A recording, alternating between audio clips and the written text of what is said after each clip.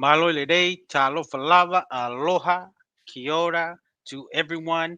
Welcoming everyone to this live digital Gava session on the Polynesian Ice podcast. I am Mashi Fale here, coming all the way from New Zealand, Aotearoa. Beautiful evening so far today. Tua, how's your day going, and how's everything down there in the entertainment capital of the world? Everything's going great here. It's been a great work week. It's going to be a short work week because of the holidays, but things are going well. We're getting ready for the opening of my oldest daughter's wrestling season. So her Mm. first tournament will be Friday. So that's kind of the exciting news from my neck of the woods, Masi. Very nice. And happy Thanksgiving. It's the Thanksgiving that everyone is prepping for, I believe tomorrow. So it's a good time. Everything a lot of people has a lot of things to be grateful for. We are also just want to let all our viewers know that we are live on YouTube, Instagram, Facebook, and also X and Patreon. However, you consume your live digital kava session, we are live on those platforms. And will I think today we will go over the William Mariner's account. It's been a minute It's been a that we minute. went. It's been a minute since we've gone over our episodes because we've had a lot of other topics that we've talked about, and also topics that our viewers have brought up that we've kind of talked about. Also, we've had many guests as of recent, Yes. and just to let our viewers know that we are expecting more guests in the future. But we thought we will do a live digital kava session to talk about and continue the series of William Mariner's account being done by our friend Lolo, Kava University. Yes, absolutely. And just a couple items here. As always, if you want to contribute and throw in a digital kava bag, you can use the Mm, super chats. And also, that will we're making a commitment here that if you do have a super chat, that we will pull it up. Also, want to make a shout out to our paying members of the channel. We picked up a mm, couple new paying members of the channel. That's one way to contribute and also to give support. And as a paying member, if a paying member makes a comment, we also make an effort yes, to sir. make sure that comment is brought up and And shared. Just a highlighted. Yep. yes, and highlight. It's just a small way to say thank you to all the paying members and those supporting. And we're a little earlier than usual in the week, right, Masi? Yep. Primarily, it's because the holidays that are coming up here with Thanksgiving, Black Friday, and all the people that will be busy with family and friends. So we're coming on a little bit earlier than usual, kind of get Yes. our kava fix. Actually, Yes. last night had some friends over and we were drinking some kava last night at the Oh, nice. house and hanging out from kava from Tofua. So Right. not the highest quality, not the fine kava, but it was pretty good. Mm, Pretty good. We did a bag and a half and had a good evening and got ourselves ready for the day. nice. Um, Nice. Well, while you're looking for that comment too, I'll just also share that some of the Faikaba venues that I was at too in Tonga, oh yeah. the Kapu Herepeku in Fashmoyafia Tungi. I was there, and also we checked up another Faikava spot for the alumni of the Atele guys that we went and check out. It was very cool. So hey, it was just short visits to both, but we hit two in one night just to check up on some of the community, what's happening Mm. in each of those sectors of Kapus, and it was fun. So while we're on that topic, I'll just also share that too. Yeah, just something that's kind of interesting with that, Masi. So I work here for the electrical utility here in Nevada, Hmm. and there's actually a kalapu that our company partners with in Reno. They're called Wow. I think they're called Farekai Pahia. Eh. They're called the Farekai Pahia Kalapu, and we do an annual like event with them where they pack, I believe, if I remember correctly, they pack backpacks of school supplies and stuff for kids in the Reno Tahoe area.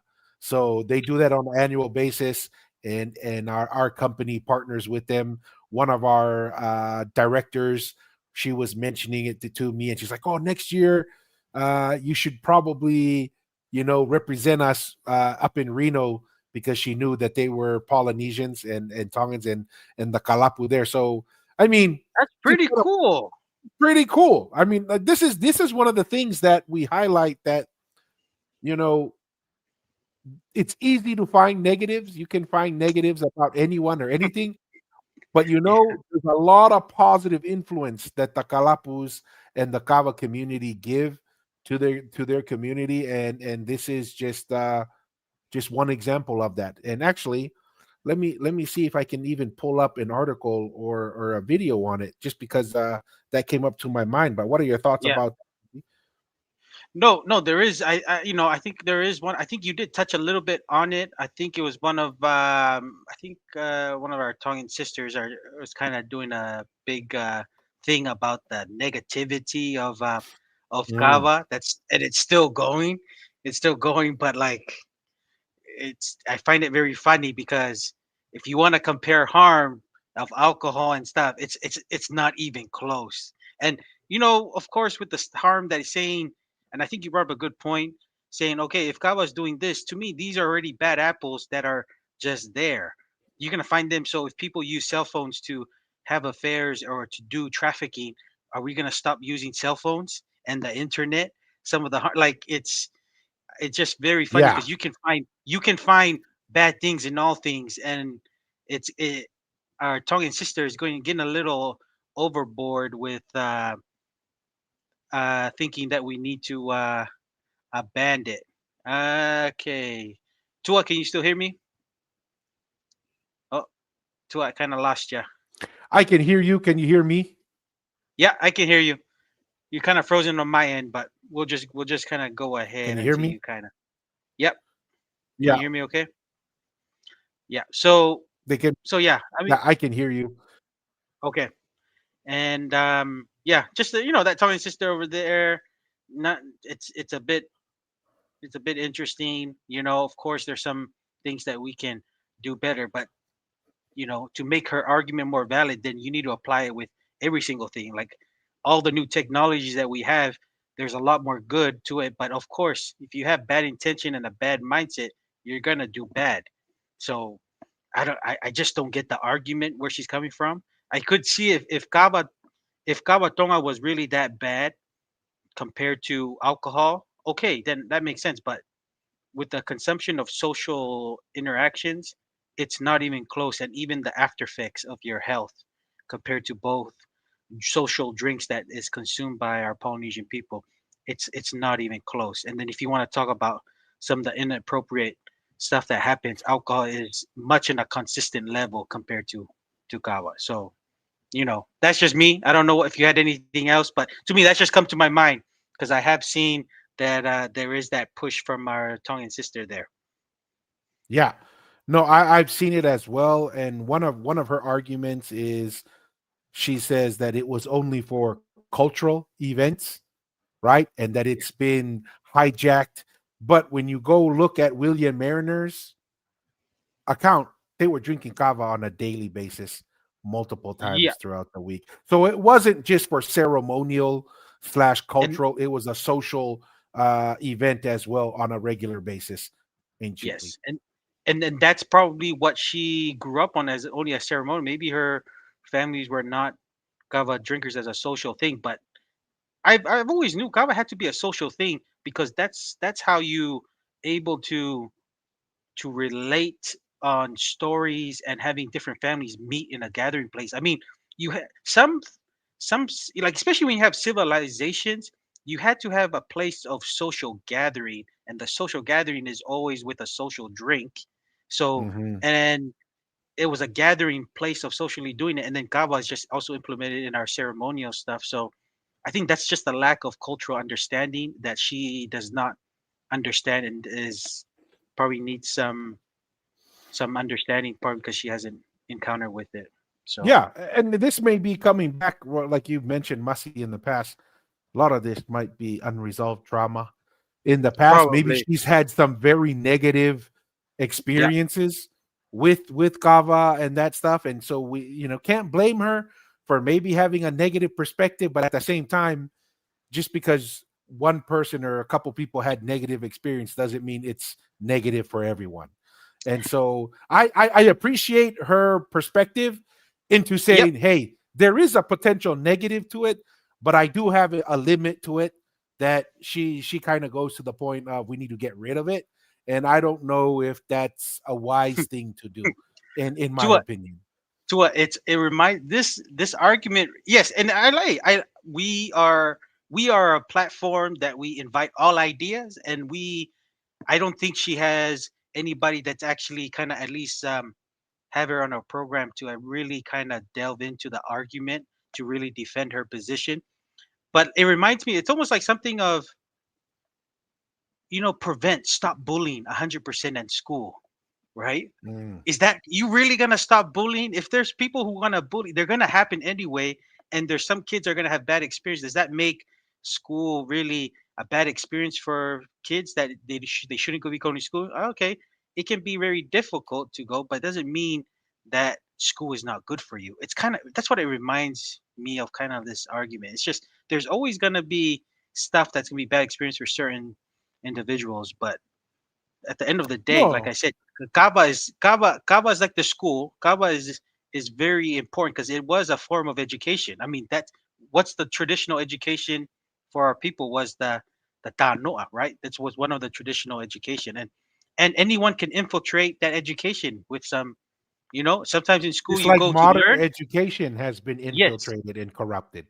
yes, you people go to school to learn different things, and you come back, they learn about social activism. You know what I mean? you Yeah. know, you know what I mean. So it's the same idea. It's not like do we have to throw everything out? It's like, no, it's still very good, but to me, It's you, it's not even close to the harm that's actually happening to our people. It's a very small stuff and just very small stuff that are actually happening. And unfortunate, there's some stuff that are happening, but doesn't make it bad. There's just some bad apples in every aspect, like I've shared before. yeah. No, and this is what I think Jordan Peterson calls the all devouring mother, Mm, right? And what that is when you try to create this perfect environment where no harm and no issue can happen, this is where you start getting people to police freedom of speech, right? Because you might offend someone. So you yeah. can't say anything that might offend someone. And yeah, we don't like people being rude and mean, but you know what's worse is when you force people not to speak what they believe, and Mm, society suffers for it mm, because you don't allow people to think freely, and yeah. opportunities are lost. There's always a give and take there. Real quick on comments, just Ofa Malo, he says Malo Kautama, welcome to Malo, the live digital welcome. conversation. And we also have I don't know how to say this. Jackson, I don't know. Says Jackson, Mahalo. Might be a Hawaiian Ma, brother or sister right here. Mahalo. Welcome, welcome. Don't really see this tagline or this handle. So welcome to the live digital conversation. Real quick, just to kind of touch base on this. This is an article that came out earlier this year, right? The FKP, which is the Farakai Pahia, I think, Kava Club holds their third annual backpack drive for the Reno area. And as you can see, they fill up backpacks and Mm, school supplies. And the FKP Kava Club of Reno will host its third annual community-wide backpack drive on Saturday. It tells the time. The event is open to families from Reno and surrounding areas, and children must be accompanied with an adult. And then, they'll be offered free backpacks and school supplies, along with live music, food, games, and other activities throughout the day. What a awesome. great way to contribute. Yes, and how long has this been going to your This is the company? third year. This is the third year. Wow, nice. So that's Awesome. awesome. That's awesome I stuff. mean, that's a huge, huge positive. Oh, and With just to the, touch. just Oh, to go ahead, touch with Massey. that, that's that's that's not like one of. There's many Phi Kava clubs that have done many community service that a lot of people. It's not just told to everyone that a lot of them do. And another thing that is also done, that I've seen many times, that a lot of the families in need to kind of fundraise. They would go to the Phi Kava clubs to sell like either some some food and stuff, and then the whole kava clubs would buy all of it just to sell the person's food and stuff, so they can have money to pay for school or some other bills and stuff. So there's a lot of charity stuff in different in all scales, small and large. So awesome stuff to highlight. To Yeah, 100%. With that being said, let's jump into the video here. Oh, it's on mute. Cannot hear it. To It's on mute. I can't hear it on my Hmm. end. We must be having some technical difficulties because Okay, okay. Bear with us, our let's do it kava again. drinkers. Malki fu malo hekava. Let's try that again. Let's try that again. Chapter 5. We're not going to talk about Can you hear Tupotua. it? Mm, Tupotua is the son of no, Tupuaho. Tupuaho is I'm not hearing anything. Hmm. This is unusual. All right. All right. This is not the ideal time to have technical difficulties. Let me do this. Let me just close this tab and Okay. reopen it. So let's open up. But you can hear me, right? You can Yep, still I hear hear you me. just fine.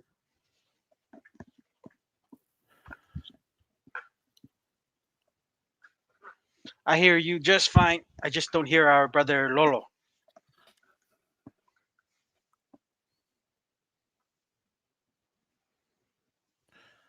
All right. History. Yeah, because I can hear it and it's not muted. I don't know what's going on here. Mm. It could be just me, but I don't think so. I mean, if our viewers hear it, they'll Yeah. let you know. But I'm pretty sure they're not hearing it if I'm not No, hearing it. usually if you don't hear it, nobody else is hearing it. we're not going to talk about There we Tupotua. go, Tua. Tupotua Okay. is I the hear it. son of Tupuaho.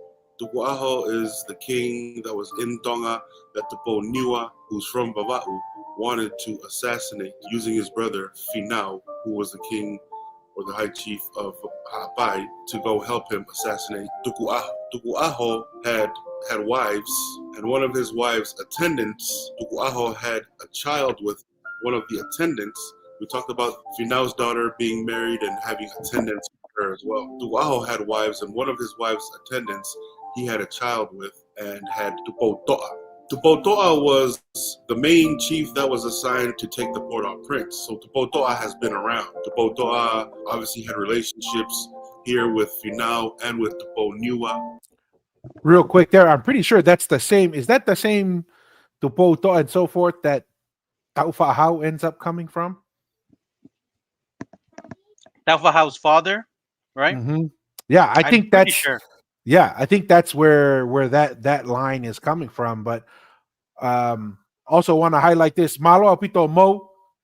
He Oh, just became a paying Malo, member of the Malo boy. channel. Malo Thank you for joining Apito us. Mo. Appreciate it. So yeah, so I mean, we're starting to see some of the interesting people in the relationships here.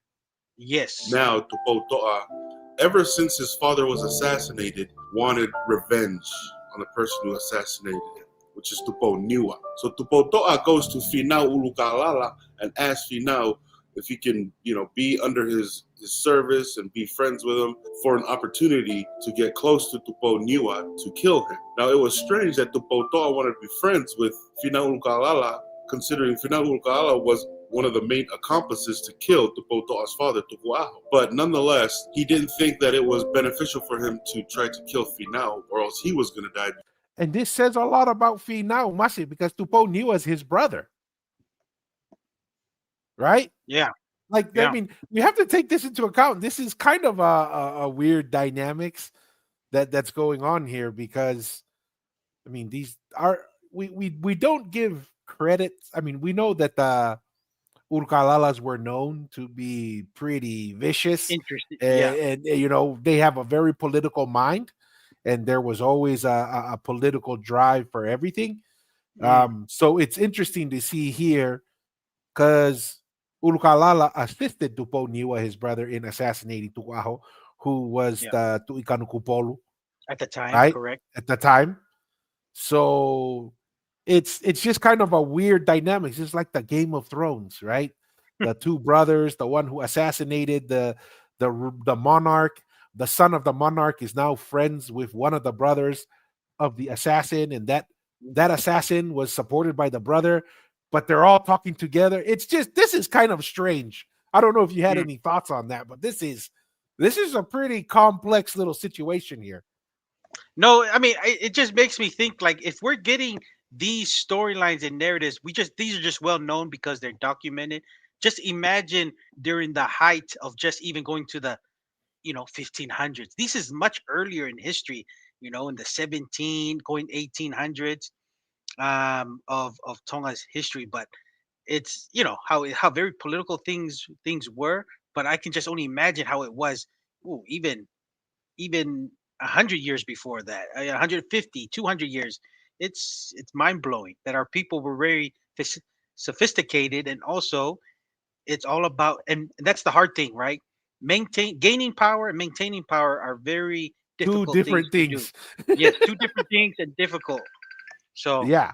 No, yeah. 100%. And that's one of the things that when we were talking, I think our last live, where I just learned, but apparently you knew, but I didn't know that there were riots in the early 1900s, right? 1916, it's not well talked about because 1916. yeah, Exactly. it's not And well talked and about. Yeah. and it was well known that Tupo II was under tremendous political pressure because guys, other chiefs, like, I mean, this is the same thing happening, right? Yeah. You have the Tucano Kupolu, and there's unrest, and the chiefs underneath are trying to sabotage. Everybody's still kind of vying for power, and we sometimes overly sugarcoat our history that somehow everybody just got in line. Yes, we survived because we were able to hold unity, but it was held together basically by duct tape and bubble gum. And really, it's because God, Tupo the first, gave it to God, and now a new idea comes to my mind when Tupo the first gives the people and the country of Tonga to God. He's not as much worried of the foreigners because he's like, we can deal with the foreigners. We Yeah. can have treaties, we can Hmm. structure our government. He's like, maybe he wasn't so worried about the foreigners and he was more worried about our internal unity and the ability of the country to stay unified, right? And Yeah. staying a cohesive, because that is what puts the country at risk. And like you mentioned, Mussy, from your observance of colonization throughout Polynesia and the Pacific, the biggest driver was lack of unity, Yeah.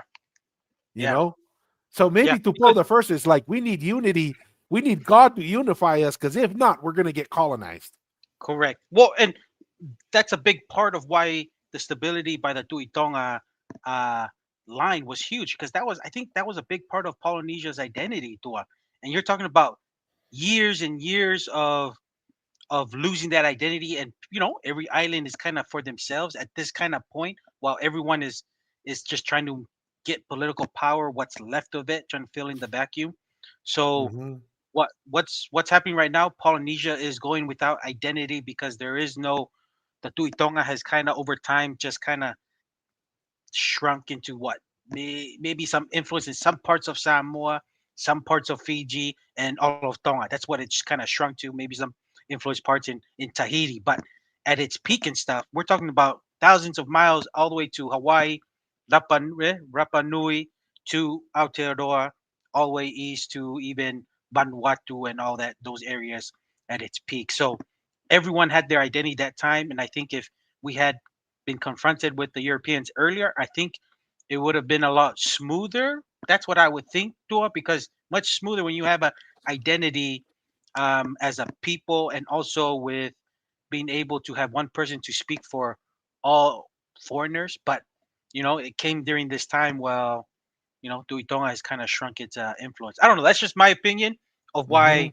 things kind of took up that way and what happened to and resulted to now. I don't know if you had anything there. No, just one thing to add, just to kind of answer some of the criticism we get online. Some of our positions is that Tonga has the oldest, longest lasting, and active empire slash civilization. And Yes, some of the sir. people push back and they say, well, what islands did does Tonga have now?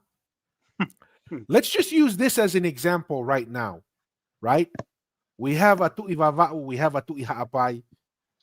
The Tu'itonga is in Tonga, like you said. There's the empire has shrunk. It's unstable right now. Hmm. For all, and even there's I didn't know this until I listened to, was it Pilo Levu mentioned that Vava'u tried to be their own country. They tried, I Oh, think yeah. they tried to break off and be part of Spain, right? With the Oh, I Catholics. didn't know that. I didn't Yeah, know that. yeah. Okay. Vava'u made a little push to be their own nation.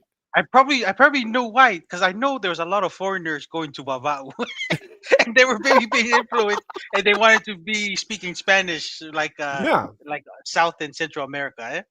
exactly. So to me, the argument you could make is the empire still exists because these outer islands, these other islands like Vava'u and Ha'apai, as we can see here, they were at this point they were functioning as their own little entities, Mm, right? mm. And there, Acting like yeah, every other island, like Haamoa, kind of being it on its own, like Fiji, kind of, Fiji chose to align with the Britain, and then eastern parts of Haamoa went to America, and western went to Germany. It's kind of like Lavau could have gone to Spain. So interesting.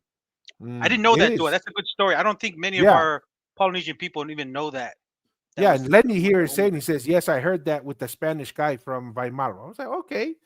Okay, Malo Lenny, thank you Hmm. for joining us, man. Malo, Or woman. Malo, and hey, Masi, what do you think about this? After the Tonga versus Samoa rugby match, the Empire is definitely not alive. Whee!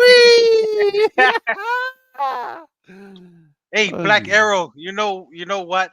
The Empire's come back alive when we get rid of Christian Wolf. So we have to bear with it another year. It's gonna like come, just get rid of the guy right now.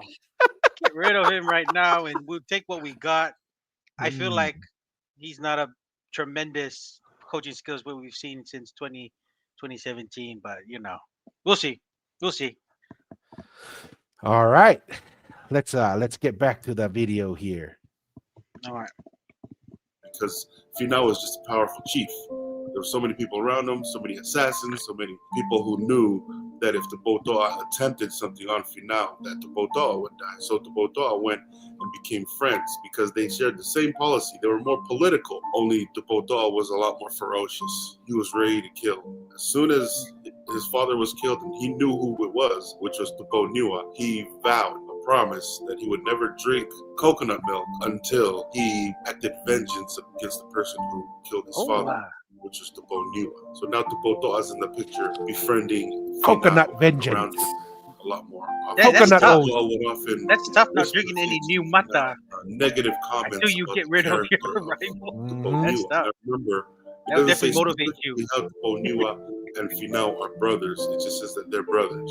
Whether it's the same father and different mothers, or different mothers and same father, typically you would take your first name would be the family name of your father. So Finau, his father was from the Finau family, where Tupo Niwa, his father was from the Tupo family. You have Finau Ulukalala, you had Finau Fisi, you had Finau Maufanga, which is Finau Ulukalala's dad. They put the family name before your own name. So Tupo Toa just means that his family name, he's from the Tupo family. Tupo Toa, Tupo Niwa, it sounds like they're related somehow. But because of Tuku Aho's oppressive nature, Tupo Niwa didn't like that and wanted to rid himself of the burden of contributing or sending tribute to Tonga more than they can handle. Tuku Aho was being very oppressive to the people by overburdening them with tributary things or tributary. Taxes. Well, you know, Yeah, taxes and taxes. And there's and even the stories are he cut the hands off of his cooks just yeah, so that he could have mark a them point. as, yeah, my cooks only have one hand. Like this guy was pretty rough. Like he wasn't the nicest guy in the neighborhood. Yes. Well, and I was gonna say, and it's man, that's sometimes what a general figure is doing, because that was the Tui Polu's job at that time, was to run the daily affairs. He had sole dominion on how he would approach that, because that was his job. While the Tui Tonga and Tui Polu was just more of a kind of more of a the religion with the Tui Tonga, and then the Tui looks like the Tui Hatagalawa was more of a feeling, right? Because it seemed like it was kind of observed and just taken in the just kind of observing things that was gonna be done, but also filled in with the vacancy with the Tuikang Polo title. But man, looks like is it Tuaho? Was it Tuaho that's cut the Tugaho, arms? that Tuicano Polo, yeah, the one that got Tuikang Polo. assassinated. That's yeah. However he chose to run his daily affairs, is pretty ruthless. And so what I'm hearing from you, Masi, is that Tuicano Polo was uh, unhappy. He's like the worker at McDonald's who's angry. He's angry. He's got to do all the hard work, and instead of taking care of the customer, he's like throwing the fries at the customer, being rude to the customer rather than taking care of the people. You know what? Dude, this is probably something, maybe, there's a lot of stories. We've kind of delved into it. Um, Especially with the Ha'amo, with the Talagay Faiki. Maybe he was, we've heard too, right? The religion is what Shaoxi,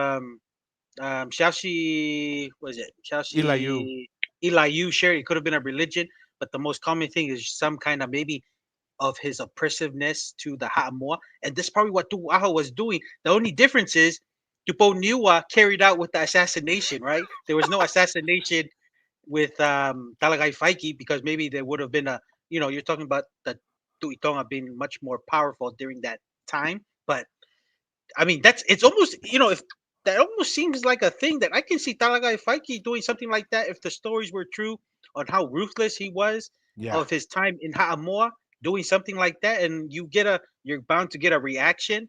Um, and the Ha'amoas did give that reaction to him, and the story goes that he applauded and came back. But the only difference is Tupo Niwa just did not like Tuwaho, what he was doing, and he carried out all the way through and assassinated Tuwaho. So Yeah. that's what got me thinking. That's what got me thinking when we were kind of talking about Tupo Niwa is really not And liking Tuwaho. and almost Masi, it felt to me that this was something very personal. I don't know if Mm. Tukuaho did something directly to Tupo Niwa or Tupo Niwa's family, because you remember what he did when he came up to Tukuaho just before he killed him? He woke He said Tukuaho up. to He know said, who he was.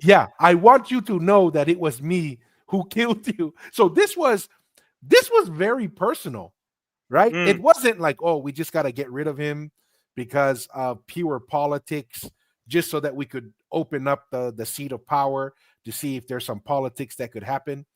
And really, what this came down to, personal revenge on Tuaho, because he's like, hey, Mm. I just want you to know, you remember that thing that you did to me or to my family? It was me Eh, who sent you to Pulotu. So when you're Yeah. in Pulotu, you don't have to ask around, who exactly is Eh, it that killed me? It's like, oh, I'm here because Tupo Niwa killed me. mm. Okay. I think you're right. Could have been a personal thing, and then when you have personal issues with somebody, you find some alliances, and for this time he got Finau Ulukalala to say to kind of join him, because Finau is seeing some gain on that, and then yeah, so maybe yeah, it could have been a personal thing, and then just waiting for his time to pounce on it. Yeah. And as we can see here, if you pay attention to the storyline, Ulkalala is very, very politically optimistic. He Did he directly lead the assassination? No. but he saw the assassination as an opportunity for him, right? Yeah. To cause a little chaos. And when there's a little chaos, there's a power grab. There's going to be some space that opens up. And so there's an opportunity for more Yeah. political power and influence. So, Tua, I okay. was just thinking. Very I'm just thinking. I have a quick thought here. So pretty much, Finau Ulukalala, they're all vying for that Tuikan Bolu because that's what it seems like, that title, right? Mhm. If you're able to have he's thinking, let the assassination happen, less of a competition, and earlier for me to try to vie and build alliances to get to that title. That seems to be the is that seem to be the play here for Finau Ulukalala here, because it seems like he's trying to vie for the Tuikan Bolu title.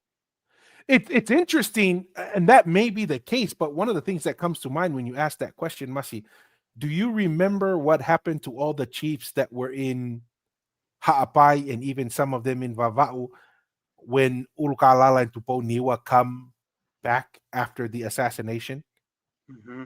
A bunch No. of them a bunch of them escape to Ha'amoa. Ah. And Mm. I'm wondering, it could be a kind of a combination of maybe vying for that power and influence, or maybe it was they felt that Ifulahi influenced me Ha'amoa. I don't know. Mm. You Mm. know, I don't know if that's part of it, because I did find it interesting that when Ulukalala and Tuponiwa come back after they assassinate Tukuaho, that a bunch of the nobles in Vava'u and Ha'apai, they don't leave to Tongatapu, they leave and they go to Samoa, Yeah. which once again, this goes to show that Samoa was not some independent nation of its own. It was viewed as all Part of, parts yeah. of this empire, this national identity and family, and the same Yes. family. They were going back there. It's like one person leaving the village they're posted at to go to their father or to their mother's village when Mm. something goes bad at the village that they're leaving on. But it looks to be it could be a combination of dissatisfaction with the leadership. And we know that historically speaking, the Tuikanukupolu line was the most unstable, and it lacked leadership more than any other kingly line. It's a very challenging line. So Yeah. maybe it was them trying to get more political power for that Yeah. Tuikanukupolu title. I don't know. It seems like the Tuikang Bolu was the easiest to get to, right? Because it seems like it was the newer title that was created, and seems like it was one of the titles that, if even if you had alliances with certain families that you're gonna have in their favor, you could get in, right? Because at the end of the day, the Tuitonga title holders and the people who are gonna inherit those titles and the Tui Hatagalawa, it seems like none of them didn't even want. So it seems like the Tuikan Bowl title was open to everyone that was willing to kind To of climb take it up. to climb Yeah. up, right? So Yeah, that's you what I'm bring up a thinking. good point. No, you're bringing up a Yeah, good point, because the descendants of the Tu'iha Takalaua and the Tu'itonga, they did not really want to take the Tu'ikanukupolo line. That yeah, was one of the other challenges, was every time they tried to find someone, they would say, oh, no, no, no, I would rather have no title than to go and be the wait. Tu'ikanukupolo. Yeah, yeah, yeah. So that's what it seems like for any Tongan that like who had some influence in their region, wherever they may came come up, and that next step to get the third highest title in all of Tonga and Polynesia, you would say, is Mhm. to get that Tuikanupolu, because it was easy to get to. Not easy, but it was the most reachable places to get to, compared to, and you're getting less rivals from the other two lines who did not want. They only did it if they did it out of necessity. From some of the oral histories we've heard, they only Yeah, did it if it was out of necessity. So no, 100%. That's right. I appreciate that thought, Masi. Mhm.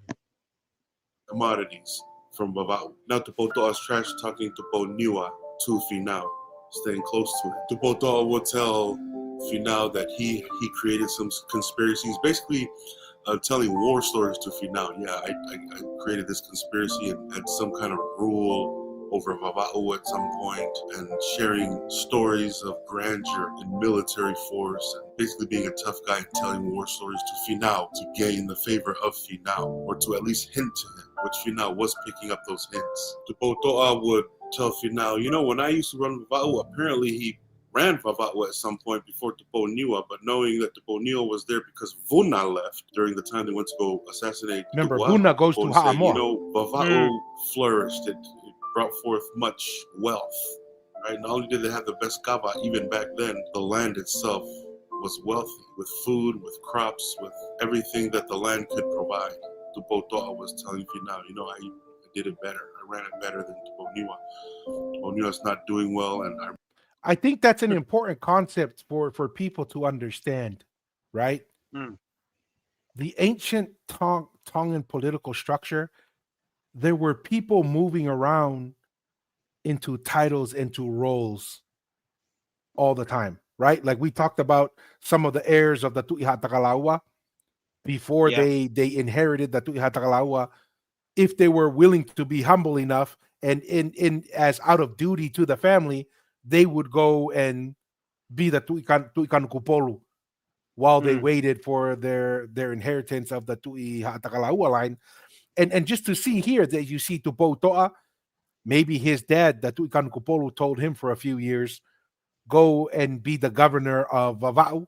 And then Yeah. at some point switched him out with Buna, right? Yeah. And then because Buna runs away to Samoa when the assassination happens, Tupo Niwa, the brother of Ulkalala, is now Yeah. the governor of Vava'u. So this is a very dynamic, and this is something that wasn't new in the Polynesian Empire, because the Tu'itonga would tell the Lemaki family from Ha'amoa, I need you guys to go to Fiji because Yeah. Fiji is where the wood is. Maybe we need to really uh, infuse a large number of ships to the fleet.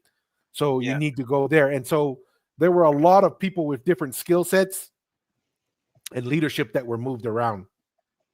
Mm. Nice.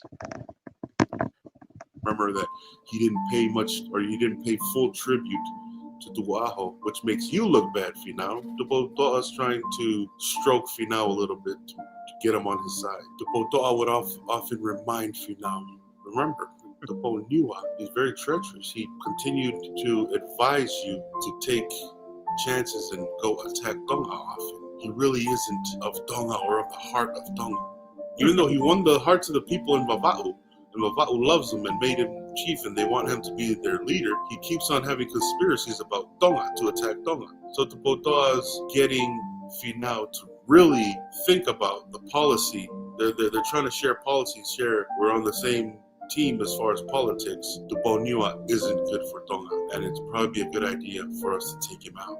Tupotoa was now bold enough to say, let's take out Tuponiwa. And this Finau's brother. this goes Finau along finally gives with in, what you but were remember saying, Masi. Why is he trying to entice Ulkalala with what Tonga thinks? Because Mm. it seems like Ulkalala wants to have more influence in Tonga, on Yeah. Tonga Tapu, right? Because Yeah. he's got the influence in Ha'apai and Vava'u. He's not gonna take over the Tu'iha Takalaua. He's not gonna take over the Tu'itonga, but the seat of influence that he probably has within his grasp is the Tu'ikan Kupolu title. Yes, and they don't say Tonga Aiki for no reason. The only way to be a Aiki is in Tonga Aiki, Tonga Tapu, and Ulukalala is just trying to maneuver to get there, and that's why he always kind of, Nualofa was a popular spot for Ulukalala because it seems like that was an easy place for him to kind of just cause a rise and try to get into make some influence. But they say Tonga Aiki because that's where all the Aikis live Yeah, on the main island. So, and he was always, kind of always on the outskirts, but he had a strong and he had a strong military, and Ukalala was just very smart on just applying Western technologies to kind of gain that momentum to make a influence. And obviously, his engagement with Tupo Toa is, part of that. What's the next step now that Tuao Vava'u has and passed Ha'apai. away? Yeah. Yeah, yeah, Well, and really the long-term political move for the Ulukalala line is you become the Tuikan Kupolo, and then you try to marry into the Tui Hatakalawa and to the Tui Yeah, Tonga lines. And yeah, that's because it comes down to what you said. It's all about the Aki, it's the blood. yeah. And if you can be in a position on Tonga Tapu of influence, you have a higher probability of marrying into those lines to increase your Aki. Aki is not something you go and win your Aki in a battle. Yeah. It's through political marriages, right? Yes. It's in bloodlines that you increase your Aki. And Urukalala seems to have the skill to get to that position, to be enough of a high rank position to be able to have an offspring to get and marry an Aki from the other ones, or get have enough influence to marry a Aki from the Hatagalawa family or the Tuitonga family, kind of like what you said, because it's through blood. Because military can only get you so far, but Aki is just considered the genealogies of your ancestors of Aki class that Yes. runs through your blood, right? Yeah. And you can't win that in battle. You can't, Mm. the only way to get it is through Wealth, wealth. money, or whatever. Yeah. Yeah. So, and getting into the bloodlines. All right. They're very tricky and conniving because now Finau is agreeing with the Potoa. Okay, I guess we can do this, but we shouldn't do it right now. Let's wait for a future date where it's a good time for whatever reason, whether it's to convince the people that Tupo Niwa was a bad guy or whatever it is. Vava'u's not going to turn their back against Tupo Niwa. They love him. Killing Tu'aho was the best thing for them because now it took the burden off of overpaying tribute to Tu'aho. Tupoto'a had other plans.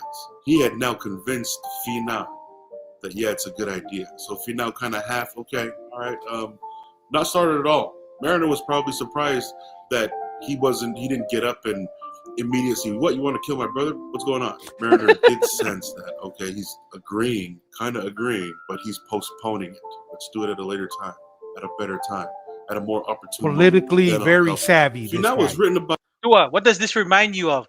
It reminds me of the conversation and planning of killing Captain Cook. Not right Yeah. now. We'll keep waiting. Yeah. It's almost like a deja vu. These guys are having to plan when to execute a plan to get rid of Tipo Niwa in Vavao. Almost like I think this is the kind of conversations they were having with other chiefs during the in Ha'apai and other ones, but it wasn't the time to kill Captain Cook yet. But I don't know. I Yes. just find that funny. No, it's timing. Doing the right Yeah. thing at the wrong time gets you a negative outcome. Mm, Doing the yeah. right thing at the right time. This is where being politically savvy is important, right? It's Yes. not just about removing your opponent, it's how you remove your opponent is very important, right? And Yeah. here's a question here, Masi, if you want to read out this from Eddie. Malo, Eddie. Hey, what's up, Eddie? Eddie Tamoy Piao Jabrak. Jabrak. How come Ulukalala couldn't create himself to be the Tu'iha Apai? Am I wrong? The only one that called himself that was Taufahau. Tua, what's your thoughts to that question of Eddie? No, from what we understand, Ulkalala did call himself the Tu'i Ha'apai, and it's a self-proclaimed. Like the Tu'i Ha'apai is not necessarily the term Tu'i from our understanding is to really solidify it as a traditional and Aki title. It has to be given by someone of Aki. Like the Tu'i Tonga made the Tu'i Hatakalaua. What made the Tu'i Hatakalaua legitimate is that it got its title from the Aki lines. The Tu'i Ha'apai and the Tu'i Vava'u, for all intents and purposes, were self-proclaimed. That was Ulukalala calling himself, but that's why it only had influence in Ha'apai or Vava'u. It really didn't have any Mm, influence on Tonga Tapu because it didn't come from the higher kingly lines. Now, the Tu'i Kupolu had influence in Ha'apai and Vava'u because it came from the Tu'i Tongas installing the Tu'i Hatakalaua and the Tu'i Tonga approving the Tu'i Kanukupolu being created, because from our understanding, the Tu'i Ha'apai was never created by it was the Tu'i self-proclaimed. Kanukupolu or the Tu'i Hatakalaua or the Tu'i Tonga. It was whoever was the most powerful politically, Yes. typically called themselves a Militarily Tu'i too. Ha'apai. Yeah. Yeah. Yeah. Well, and I would just throw this out there to the Maria Toa was a lot more achy than the Tui Tonga and the Tui, not Tui Tonga, the Tui Ha'apai and Tui Vava'u, because that was of a given title, would you say, because of a huge event that was created in Samoa? Because it came Well, from a Tui Tonga? What's your thoughts on that? yes, Because that was such a huge event, and he said Maria Toa, and that was big enough that created the Maria Toa title because it came from the saying of a significant like a significant event in the island of Savai and Upolu. Or what do you think? I don't know. I'm just thinking, like, because we talk about Aiki and regarding brain status. Would you say the Maria Toa had more probably of a significant influence compared to the Tui Vava'u and Tui Ha'apai? Because that was just literally just military and self-proclaimed. But this is Maria Toa is actually from an event that came out of an encounter with the Tui Tonga. I don't know. What's your thoughts yeah. there? For me personally, it was in a sense it was self-proclaimed because the Tuitonga said something and then they said we're gonna name it after that. What really Oh, okay. solidified or gave the Marietoa line some legitimacy is within one generation, who did they marry? The Tuitonga's daughter. Yes. So Within one generation. So that's really, and that's what really, and in our, we haven't published it as independent episodes yet on the podcast, but in our lives, previous lives that we've had in Ha'amoa, Aiki blood was a big deal in Ha'amoa as well, yes. right? That's why Yes. some of the most Aiki chiefs wouldn't be tattooed because they said they had the Aiki Even blood and it didn't want to be spilt. even in Ha'amoa, and I think a lot of Samoans don't know that too, that getting the full tattoo, the even the highest chiefs there were not tattooed because it was forbidden to shed their blood. So some of the accounts that we shared, right, Tua? So Yeah, yeah, no, that's interesting. We're just having a dialogue. It just came to my mind. I just thought, hey, I'll just yeah. share that. But you're This is right. why we have these conversations. You got to But throw you're it out. right in that sense. But I was thinking, it's just kind of like that political theory. The our Ha'amoa friends, because of that event, is self-proclaimed Maria Toa, but it was they got it high enough, obviously, that they had, you know, they married the Tuitonga's what daughter or the The Tuitonga's dude daughter. Yeah, granddaughter, and look, that's where that kind of Agi comes from. So yeah, just kind of sharing things out there, just seeing how things are going. But no, 100%. Out in Captain Cook's, one of Captain Cook's men in the 1700s, and they described him to be 25 years old, tall, handsome young man. This is Kalala in the 70s, 1770s. Remember, we're in the 1805s. But one of Captain Cook's men wrote and actually drew a picture of Finau. Said that he looked like a real Indian warrior. Tall, handsome, brave, very active, and being that Finau was a general of the King of Tonga in the 1700s, it was fitting the description they gave him because he was the general of the military in Ha'apai and the west side of Tonga in his 20s. In those times in the 1770s and that era, anytime Tonga went to war, Finau Ukalala was the general of the military, of the army back then. It says that the men were attached to him. So he was a people person. He knew how to speak. He knew how to sound brave. He knew how to look ferocious and look like a warrior, and had people want to follow and fight with him, or at least fight for him. It was written that he was the most popular man on all the islands in those days. The writer also said that his behavior, his attributes contributed to how much of a politician he truly was, because he did seek power. Eventually, he did look at it as the corporate ladder. He did want to eventually be king. He did a lot of things for selfish reasons. So although he was a great guy, people loved him and were attached to him because of his personable nature, they also sensed that he was Ambitious. over ambitious, yeah, maybe There we go. overzealous There we go. to become powerful someday. And they can see in some of his decision makings showed how selfish he actually was to some point or to some degree. Just on behavior alone, the writer of this book from the 1770s, who wrote and drew about Finau Kalala, knew that this This type of personality or this characteristic of this guy will never Bone be structure. forgotten. The people will have stories about him because of what a great man he is, how the people love him, how his military forces were attached to him and loved his personality and characteristics, which from 1770s on to when he met Mariner in 1804, 1805 to 2024. He was right about that. Mariner described, at this time, he's in his 50s, Mariner described Finau Rukalala as a seasoned politician. Although people may bring conspiracies to him, he was very careful about who he told and shared things with. But at the same time, he did want to further his career in politics, further his career in leadership and power, that he allowed things to happen, even if it was against his brother, Tuponiwa, if it put him into the higher position. I think you're right, based Masi. on This his was all own about ambitions, which causing means chaos for the his Tucan end Popolo goal to see is if he to could rule find a way Kuala. there. He was Slip very in, cunning slip about in. who he placed Put him in where, position. who he placed to do what, just so that they don't fully know his intentions, giving the people what they want to hear, just like a politician, for the benefit or the good of the people, the greater good, if it meant aspiring him higher through these actions or through these decisions. Always thinking, always cunning. His brother, on the other hand, Tuponiwa, Mariner described him as a free spirit. He didn't have what Finau had. He wasn't as cunning, not intentionally. He had no ambitions to succeed any throne. He just wanted freedom for his people, for himself, and his family. Man so of the the plan people. to take out Tupuaho, Tuponiwa just wanted liberty.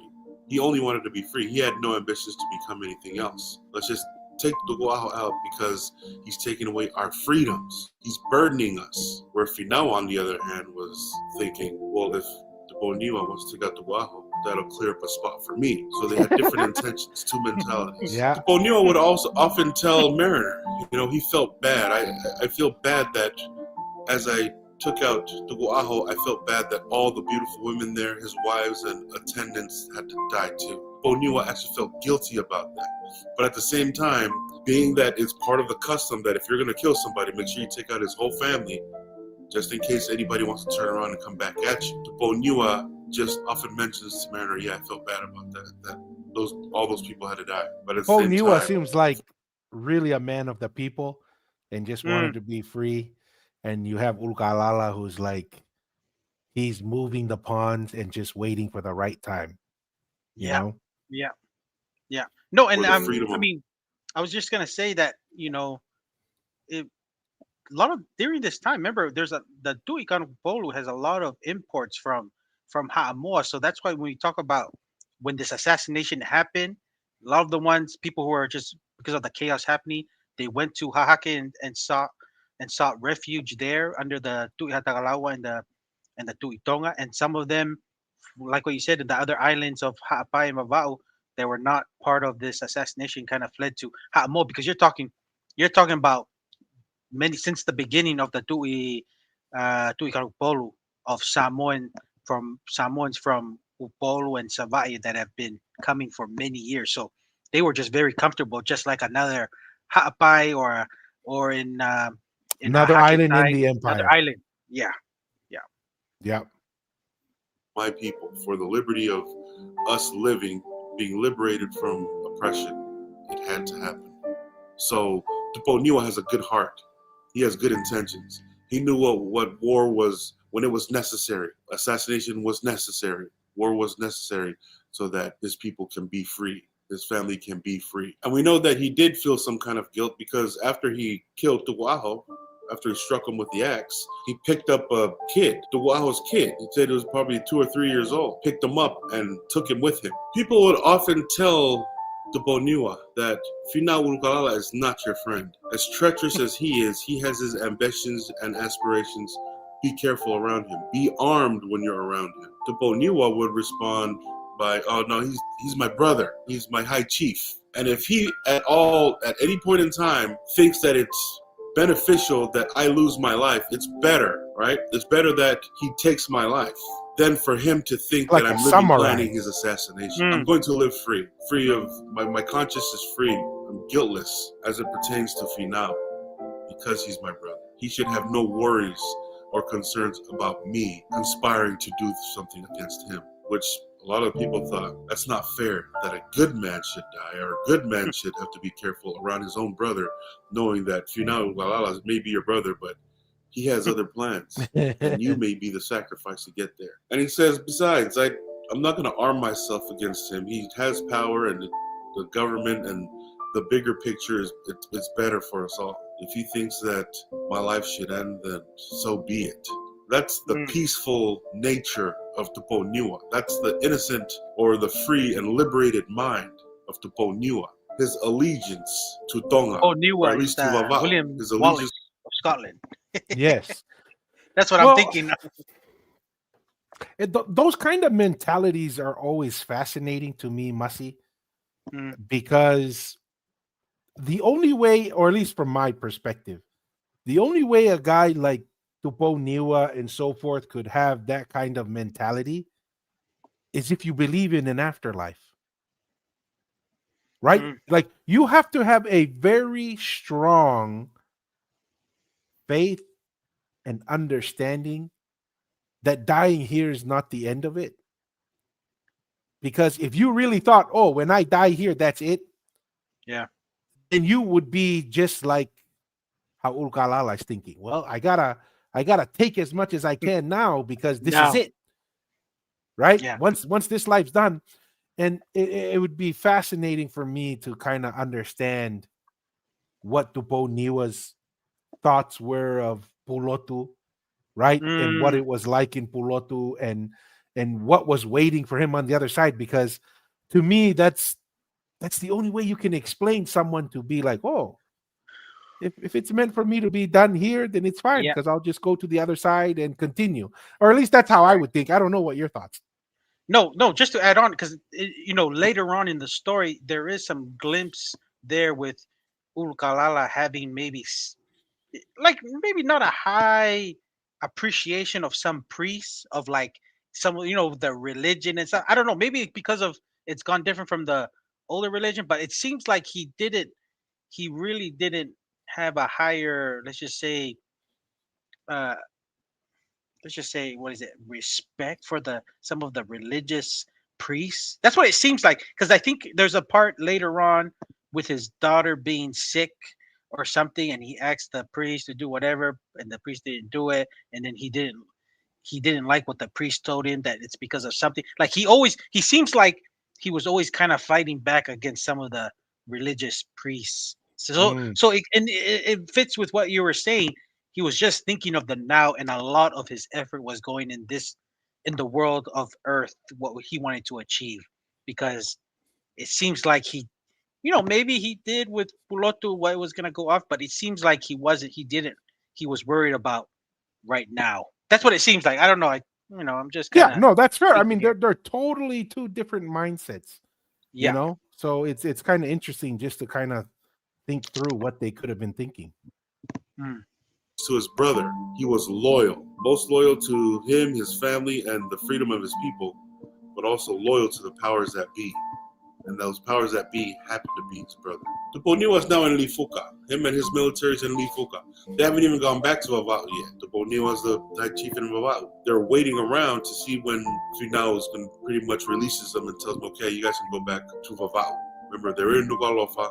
They stopped fighting in Pakaimotu, and they're in Luifuka. The Hapai people are in Hapai. The Vava'u guys with Tuponiwa are now in Lifuka, waiting for orders to return. Tupo To'a finds this as an opportunity to kill Tupo Niwa. Against Finau's orders, against his advice, Tupo To'a thinks, oh, while they're still here in Hapai, before they even get to Vava'u, I'm going to take out Tupo Niwa. Eventually, Tupo To'a convinces Finau, all right, I'm taking Tupo Niwa out now. Finau eventually says, okay, if you're going to do it anyway, if you find this the most opportune moment, if this is the best opportunity you have to do it, before he goes to Vava'u amongst all his warriors and chiefs that are there, he now pretty much washes his hands of it, or at least approves it to some measure. Crazy. Tupo finally gets his time. He has waited long enough, and he feels like he's wasted enough time, or at least he's spent enough time waiting, finding the opportune moment. This is the time, which means Tupo To'a had been around Tupo Niwa, but finds this the best opportunity. because now he has Finau on his side, and now they're in Lifuka. They're not even in Vavahu, so now's the time to kill him. Finau basically gives him the nod, so not fully in with the plan, but at the same time not denying it, semi-approving. Basically Tua, I trying to know the hide the word. fact that he's Tua, I know the Tongan word. What Finau used to tell to Potoa, this is the time when they have discussion. Kokoibe. Iyo, Not a kaiteri iyo. hako. Kokoibe. Koko. Kokoibe. Yeah, Kokoibe. Not a yeah. yes, not a Not a no, no. but it's kind of kokoibe. Plausible deniability, right? Iyo. He can honestly say, I didn't tell him to kill Tuponiwa. Iyo. Yeah, like you said, kokoipe. Kokoibe. Eh, hape holoto, hape Yeah. holoto. You say, that's I was just funny when he was going through that, and it just made me think of just our current interactions as Tonga of today, and certain people who are not want to do something or don't agree fully of something, but they don't want to directly because we all know it's very indirect of how Tongans do things today. If it's a very direct, that means they're all in and that's very happy. But someone's like, I don't know, go a bit. That's what I think. That's what the phrase Fina Ulkalala gave to Potoa to do his plan. I don't know. His I just plan. thought I just shared No, that. it is. It's just, I mean, this guy was politically, this guy was a mastermind. Mm, Like he he would never force his hand, right? He would always just wait for the perfect moment. He would never try to force it. And you can see from the guys around him, they're not that politically patient mm, like Ulkalala is. Like you said, he didn't say no, he didn't say yes. So whatever happens, he can say wasn't me. You know what I eh, mean?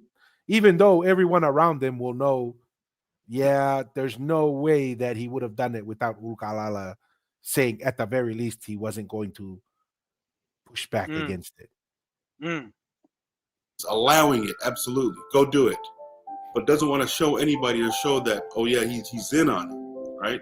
It's kind of like how the mobsters do it. Carlo Gambino, how he did it. If anybody brought a murder to him, should we whack this guy amongst the family, in the family? He never said anything. It was basically a nod, like, if you can line up reasons, the best reasons that it's best for the family and best for the business inside of the mob. The old mobsters never said stuff. They weren't like John Gotti, who got on camera and told and made stories and everybody saw it. Nah, Carlo Gambino was one of the OGs. If you brought a reason to murder somebody in the family, he would just give a simple nod like this, which is basically what Kokoibe. Finau did. He Kokoipe. didn't want to look like he was in on it, the conspiracy, but also approved of it by just giving Tupoto'a the nod. He also didn't want to be known and labeled by anybody that he would, a king, be responsible for murdering a good man. Everybody liked Tuponiua. Vava'u loved Tuponiua. Tupoto'a, on the other hand, just hated him because he killed his dad, even though he's a son of an attendant, not even a wife. But that's the mind of Tupoto'a, and Finau wasn't going to stop. A few days later, Finau asked Mariner to accompany him. They went to a place called Mahina Fekite just before sunset. So maybe an hour before sunset, they go to this place, 3/4 of a mile off where he lived. Finau told Mariner, I gotta go talk to this guy named Toke Hemoana about some political stuff. Let's go over there and talk to him. So Mariner and one of Finau's daughters accompanies Finau to go to Mahina Fekite to talk to this guy, Toke Hemoana. Finau usually carries with him a whaling knife. It's almost like a halepelu. It's 2 feet long, 3 inches wide. Mariner kind of described it and noticed that Finau isn't grabbing his knife. So Mariner asked, you want me to carry your knife for you? And Finau says, no, it's okay. Finau said, I have no need for it. We're good. Let's just go. I have to have Mariner an obviously excuse is why I used to him couldn't fight. carrying a knife, which means he was always prepared. So they were always all armed. Even though they're on the same island and whatever it is they're doing, they continue to stay armed, which obviously Mariner thought it was a habit. Right? Became a habit. And so Mariner said, oh, you forgot your knife. Want me to carry it for you? The plan is starting to go into motion. Mariner mentions that when you walk, it's customary when you walk, you're walking in a line, one behind another, from the highest ranking to the lowest. And I can see that because when we were kids in Tonga, that's how we walked. If we were walking on the road, especially, if there's any cars that come by, and you walk and you end up walking the line, the older kid is always up front and it goes down to the youngest. You will never let the younger guys lead any of the older kids. And if there's a younger kid in front of one of the older kids, he would grab him, put him behind him. I have no idea why that is, but it's interesting how that's naturally came naturally to us anyway. Like, you don't walk in front of the older guy would walk in front and in line, in ranking of age for us. Apparently here, Mariner's talking about they walk in order in line based on ranking. And I guess in a younger generation, that's what it is. Your ranking is your age. Your age is your ranking. So I thought that was pretty interesting. So as it was Finau's daughter and him, it went Finau's daughter, and then he walked behind them in a line. As they're walking, there's a pool of water, big enough for people to go in, and so he went in and started to bathe into this pool of water, and it feels like it was, nonchalantly, go and tell Tupo Niwa to come and join me. Come here. So he sent for Tupo Niwa to come. Remember, Finau doesn't have his knife, so the plan is already in motion. Perhaps, to me, it would make it look like it's casual, right? He gets into the water, he bathes. Hey, tanga Tupo Niwa hange. Tell Tupo Niwa to come here real quick, I want to talk to him. And then when Tupo Niwa shows up, that's when Finau finishes bathing and comes out of the water. And this gives it a more sign that, he's not armed. He's just come out of bathing. It looks casual. Here, let's go over here to Tokehemwana's house real quick. Let's go talk to him about politics. So he's setting it up so that Tupo Niwa feels comfortable and it just feels casual, which is a great way to prepare to freaking assassinate somebody. Make them feel comfortable. No different from mobsters who say, hey, let's take a ride right up front. Or, hey, come over for dinner. And you walk into a room and don't walk out. But they feel comfortable. So Tupo Niwa shows up and they all start walking. Finau talking with Tupo Niwa, casual conversation, no weapon, Mariner behind them, and they're just walking. Remember, the homes have fencing around it, right? And inside the fencing were a few houses. Typically, the wives stay in the houses with their own children, and then there's a main house. Well, Finau and his daughter enters into the fencing, and Mariner goes into a different house on the outside of the fencing with one of the daughter's attendants, and they just hang out there and in conversation, and they start talking. Not long after they're sitting in this house with Tokehemwana, Tupo To'a comes in, he's among them, and then a little bit shortly after, he gets up and he leaves. 4 of Tupo To'a's men, they start preparing a canoe. They get the sails and the mast and they start mounting it onto a canoe and getting it ready. Mariner hears some of the women, what are you guys doing? What are you guys, it's right before the sun goes down. What are you guys doing? These 4 of Tupo To'a's guys tell him, Tupo To'a just told us to get one ready. The real reason why they wanted to get it ready, because Tupo To'a told them, all right, if this doesn't happen, if I don't actually assassinate Tupo Niwa and it doesn't happen, I'm going to need a getaway vehicle or a getaway canoe. That's why they had to prepare getaway car. So all this is in preparation, and now the plan is set. Finau brings Tupo Niwa to Tokehemwana's house. They're sitting there. Tupo To'a comes in for a little bit, whatever he says. So he came in and saw Tupo Niwa. He saw Finau, saw them there. It's ready. Then he gets up and he leaves, and he has 4 guys come prepare a canoe for him. All this is right before he's planning his assassination, or the assassination of Tupo Niwa at this point. After a couple hours, Finau he leaves, and he's followed by Tupo Niwa and Finau's daughter. Remember, Mariner's in a house with one of the daughter's attendants on the outer fencing, hanging out, chilling, talking. It was nighttime, but the moon lit their way, and they start to go back. They depart. And at this point, it's Finau and Tupo and the daughter, and then Mariner, and then the attendant last. The daughter's attendant is behind Mariner. As soon as they come out to leave, and they're out beyond the fencing, and they turn the corner to leave, Tupo To'a and his 4 guys that he got to prepare the canoe, they jump out and they attack Tupo Niwa. They have clubs and they have weapons, and they come out, and one of them swings to hit him on the head, misses, and hits him on the shoulder. As he ducks and he's hitting the shoulder and he's going down, or he's ducking, he exclaims to Finau, "Oya we Finau te umate." This is what Mariner actually writes down. He heard Tupo Niwa say as he's standing behind them, walking, following them. Tupo Niwa exclaims to Finau, Oyawe Finau de Mate. Tuponiwa backs up into the fence, and now he has his back against the fence. Finau was a few steps ahead of Tuponiwa, and now they have Tuponiwa trapped up against the fence. Finau turns around, and Mariner notices that he's not truly attempting. It's like, hold me back type thing, but he doesn't really look like he's coming to try to help. And Finau exclaims out loud, Oyawe seuke ko mate tangata, which in Mariner's translation it said he meant, alas, this noble man has been killed. While Finau is, being pretended held, he's being pretend like he's coming to help. He already knows the plan. The Potoa's assistants or his helpers come and they grab Finau and they pull him into the fencing of the house that they were just at. While Tuponiwa's up against the fence fighting for his life. Finau's yelling out words to make it look like and sound like he wants to help and he's trying to help. But Mariner sees that. And in front of the homes, and he's making it loud so people can hear. Yes. Yeah. Yeah. It's all a ploy. Yeah. It's all a ploy. It's all And for show. And these politics are happening even in today's society. No matter how modern we are, but these are the same tactics that are still being applied into today's world of politics, government, and all of that kind of stuff. No, and like you're saying, and in the more first world, it may not be. Sometimes it is assassination, but sometimes it is destroy a person's Defamation, livelihood. character, or Yes, whatever it may be. assassination, character assassination.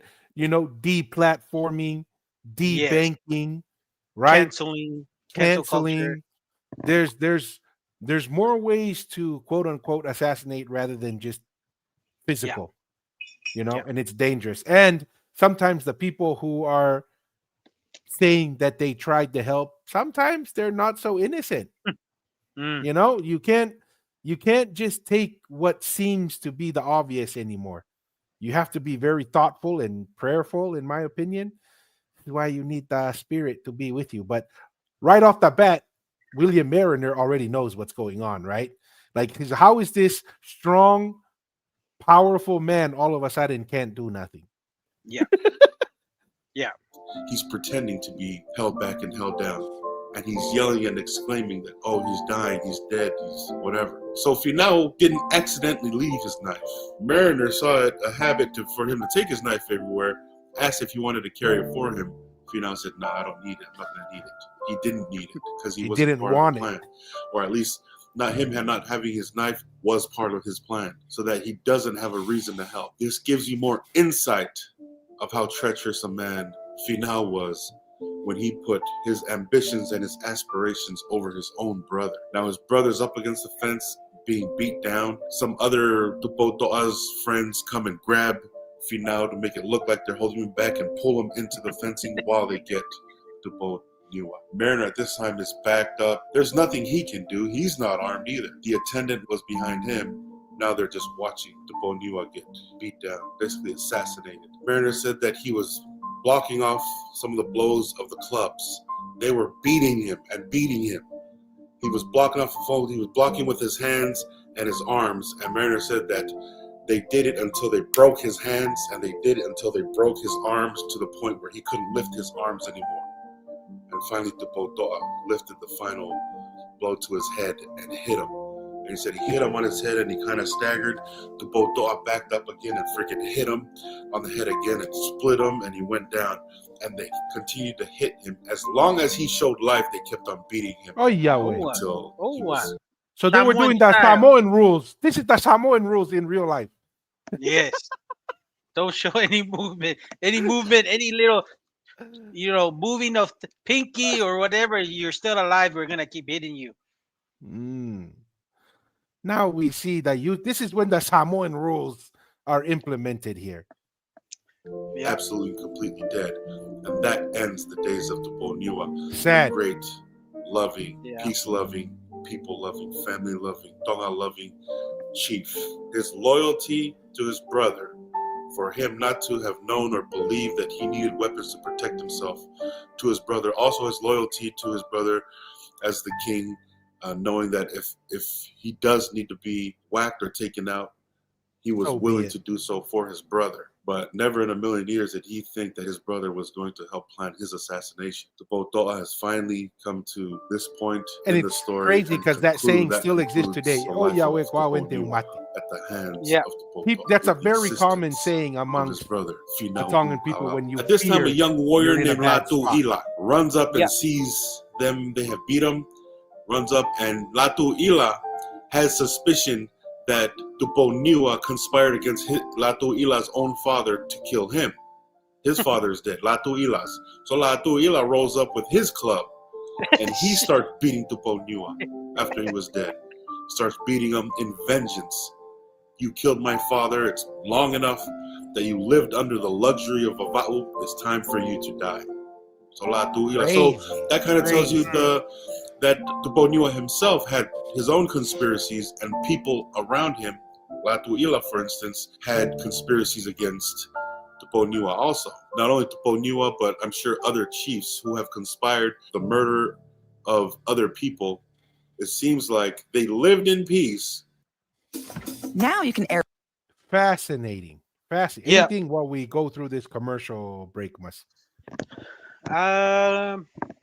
No, I mean it's we're seeing very detailed event, especially for those who are very close connected to Ha'apai and to these families of some of the descendants of what's actually happening, which is either whichever side you're from is was the important event, in history recorded by William Mariner, which is the awesome insight that we get to see. So I just find it very interesting, and yeah, man, that's just my thoughts there, Tua. Unless you have anything else. No, it's very interesting to me because with that last guy coming in and joining in, even though Tuponiwa is basically dead, right, and clubbing Yeah. him because he believes. What this tells me or gives me the idea is Ulukalala may have had pressures from other chiefs that they weren't happy with Tuponiwa. So he sees that this is a multi-reason assassination, right? This could have been to consolidate some of the chiefs within Ha'apai, right? And people who may have been not so happy with Tuponiwa. It would have settled them, made them calm down and not have a reason to be upset with Ulkalala. But then it also eliminates a rival, a potential rival, right? In his brother. So this is, dude, this Ulkalala guy, I don't like, this guy was politically speaking very ambitious and was willing to sacrifice anything to achieve his goal. Was Tupo Niwa and Ulkalala, were they brothers, like half brothers, or were they real blood It- brothers from It's mother, same father? I don't know the exact details. He kind of Mm, shares that it's from what Lolo is sharing that they could have probably come from different moms. Where okay. Finau has the Finau name because of that side, and then Tupo Niwa, maybe the mom was from a Tupo side, maybe a Oh, distant relative of Tupo Toa, right? okay. Mm, So there is a chance that Tupo Toa and Tupo Niwa are I mean they're all related to some extent. correct. So okay. Always remembered who, under suspicion of conspiracy, was killing who in this time. So he's yelling, "You killed my father. You murdered my father." And he's yelling and he's telling him, "I would have done this long time ago if I had help from other people." But nobody wanted to take the chance. Not one of those, huh? We No, all one know of one of those. those guys. Not the ones that when there's a group fight and they finally join the fight when there's a group fight, but when it's one on one, he's like, ah, never mind, I don't want to fight today. Yeah, yeah. It's one of those ones. Hey, Eh? one of those. Yeah, yeah. Yeah, there's always one of those. It's like, oh yeah, yeah, yeah. He just jump in there so he can go sit down on his. Oh yeah, wow na tamate yeah. Natupo niwa. Be like tell his people, say, yeah, I was the guy. It's my Yeah. blow. When Tupo Toa hit him, he wasn't gone all the way. But He when made sure. I came because I was still under the Samoan rules. I came and he was doing this. I saw the pinky move and he was still alive, and I made sure nothing moved. I hit his head, I hit his toes, I hit everything. Yeah, See, and you can see the location was very, very specific. It had to be by the houses because there's people there. Because a lot of this stuff is for show, right? Ulukalala is saying, "Oh my gosh, a noble man is dying. Yes. Oh, blah blah, hold me back." Then you have this guy who shows up after. You killed my father. I would have done this long time ago. Blah blah. It's like this is all for show, and unfortunately, from what we understand, who knows? Maybe Tupo Niwa was planning his own stuff. I don't know, but at least from what we see so far, Tupo Niwa didn't seem to have that political ambition. Yeah, he seemed like he was just a guy of just loyal, and he really. I'm sure. To me, I'm sure he's like what he did mention hearing stuff about not trusting Urukalala and stuff and all these kind of things. And my man was just he was just a loyal dude, and many people are like that, even though they almost like a blind loyalty and stuff because people just knew because Ulukalala was not going to give him that same energy of loyalty back to Boniwa. So but it is what it is. Yeah. Of taking out a higher chief, just like nobody down below in the mob would want to take out a boss because they're not going to get the help of soldiers or other people not to take down a boss. But now was his opportunity to yell it out and get it all out while Tuponiwa was down and dead. So this guy was a follower. This Latu Ila guy was the follower of Tupotoa. So he's always had that sentiment. He's always been on that side. He was always supportive of Tupotoa, wanting to kill Tuponiwa. He's one of the Botoas guys. While in the heat of the moment, he's saying, I was waiting for this day. I'm enjoying seeing this. Murdered my father, and now it's time to pay the piper. Mariner thought that perhaps Finau was going to be attacked while the scuffle happens. As soon as this happens, Mariner rushes to Finau's assistance. As he goes over there, another guy comes and wraps his arms around him from behind and pins him. Pins his arm, pins his body down, and then he looks up and he's watching all this and notices Finau's lack of attempt to help the Boniwa while they're holding him down. The women scream and they run into the fencing. They're either in the house or just at least in the fencing watching this. 10 minutes after all this happened, Finau's men, about 200 men, they show up. They gather themselves and show up with clubs and spears, and one of the other high chiefs is leading them to the scuffle. Finau go ahead and gives command to the chiefs to let the people of Tuponiwa go ahead and load into their canoes and leave, except for some of the main chiefs. Call them over here. I want to meet with them. The main chiefs of Vava'u. The other Vava'u people, the people of Tuponiwa, they can go load onto the canoes and start making their way out of here. Remember, it's nighttime now. At this time, one of the adopted sons of Tuponiwa, Hala Api Api, he shows up and he comes over and he strikes his club on the ground in front of Finau and asks him, why aren't you standing up and rising up, and why aren't we seeking the murderers and killing them? Hala Api Api is telling him, why aren't you getting up to help so we can go take out whoever murdered this great man, this great chief of ours? Hala Api Api is yelling at him, if you fell by the club, don't you think Tuponiwa would stand up and rise up and get all his warriors and soldiers together to come and avenge your death? What are you doing, Finau? After he got whatever he had to get out off his chest, Finau didn't reply. Usually when somebody's yelling and emotional, you would usually look down and allow them to get whatever it is off his chest. Hala Api Api, after he gets that off of his chest with his club, backs out a little bit and then sits down on the ground. Although the Vava'u people wanted to take revenge right then and there in Hatpai, they also knew that they were in the disadvantage right now. Now this creates a divide between the Hatpai and Vava'u people. Remember, they took the Port-au-Prince together. They went and took Nuku'alofa together.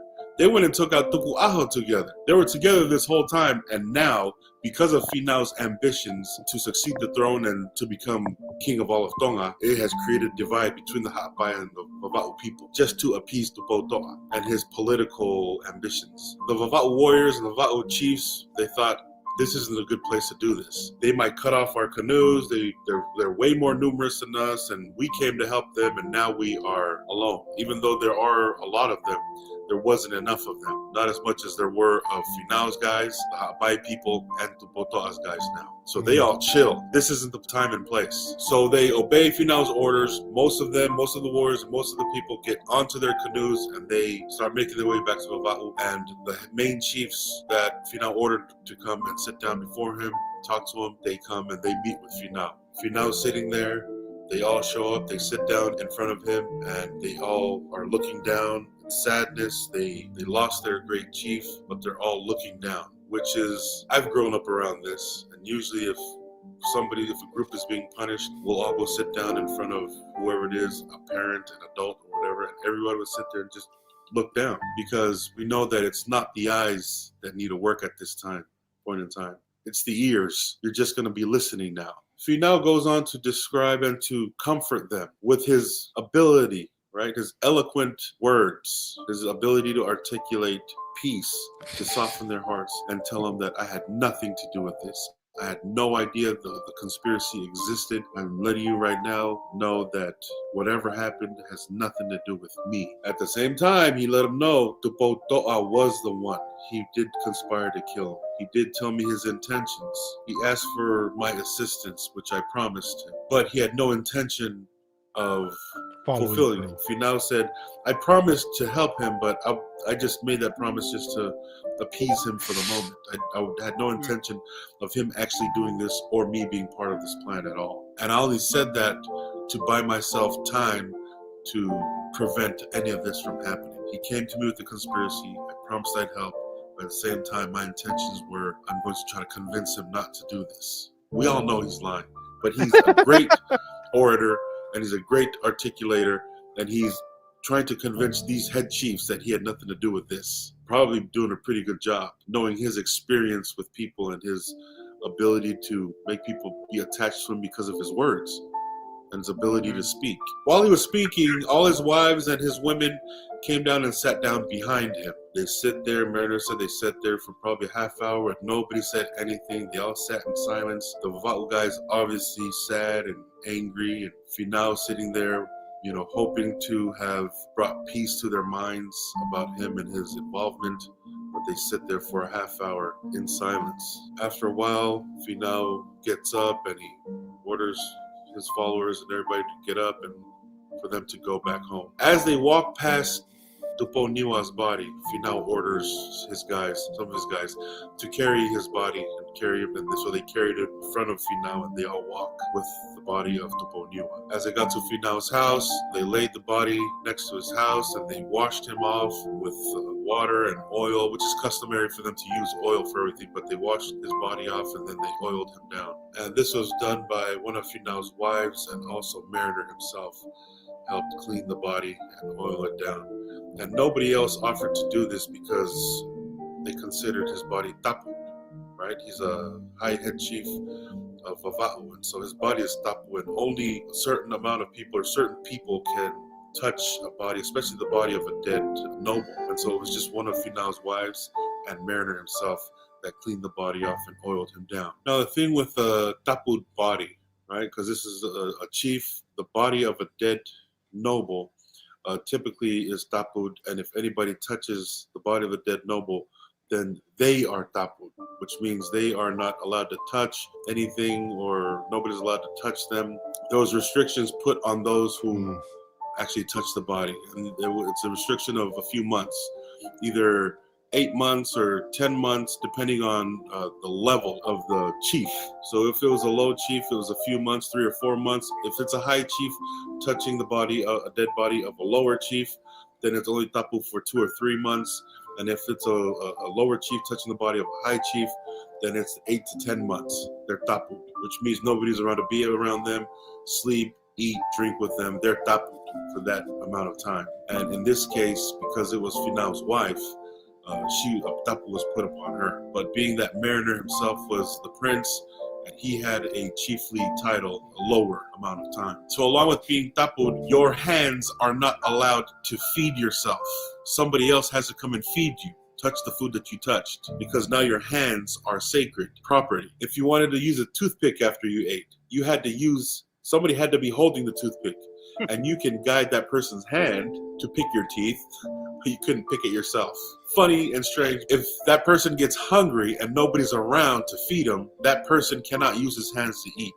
They have to go down and eat it like a dog. They must not touch the food themselves. This is how superstitious they are as far as a tapu is concerned. They believe that if your hands are tapu because you touch the body of a dead high chief or a dead tuitonga or whoever it is that's of higher ranking, they believe that if you eat with your hands, that your face will swell up, your head will swell up, and you will die. Mariner said that they believe this so much that nobody even wanted to test it to see if it wasn't true. That is the faith and the belief of these people. Nobody even wanted to test it. Mariner, after touching the body of a chief, a dead chief, after touching the Poniwa, the Tongans would see him eat and would be amazed that his hands wouldn't swell up or his face wouldn't swell up and he would wither away and die.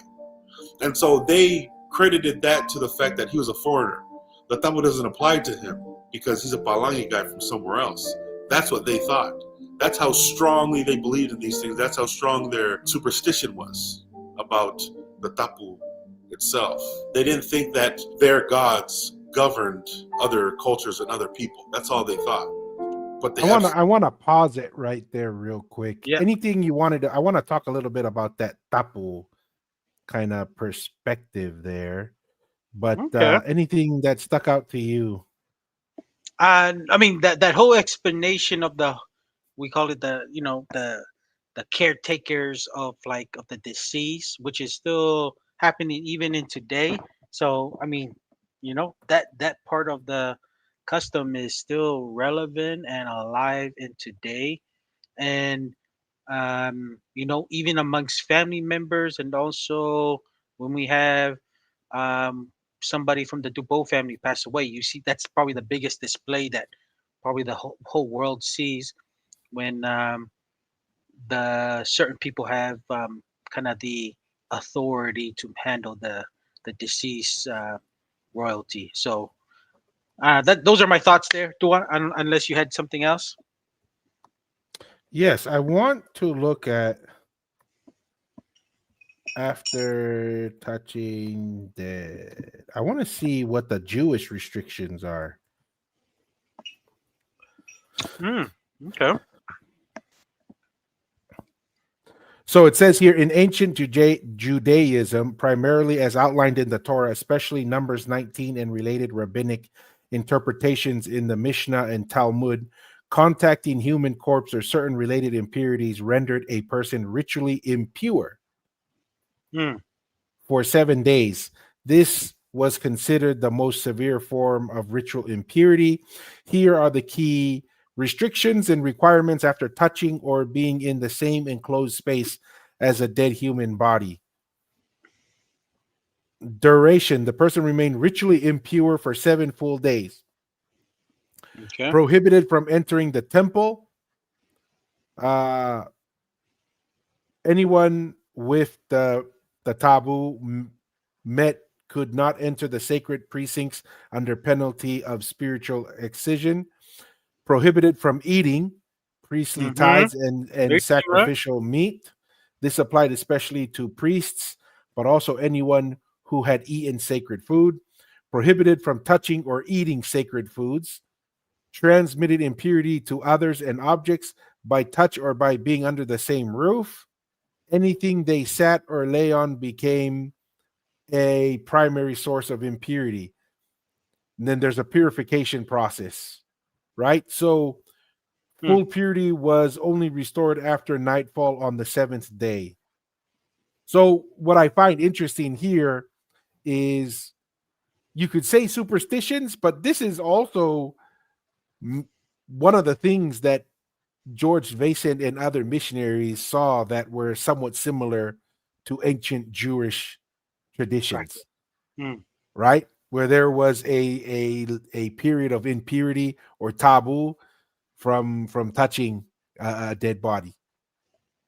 So that's just something that stuck out to me, and just wanted to kind of visit that real quick. Ask our digital assistant to give us some feedback on that. Any thoughts on that before we get back to the video? No. Interesting practices. Very very similar. And just to add to what you said, it's kind of the thing George Vason saw, and he compared it to the ancient practice of Israel. Yeah, What the Tongan people were practicing.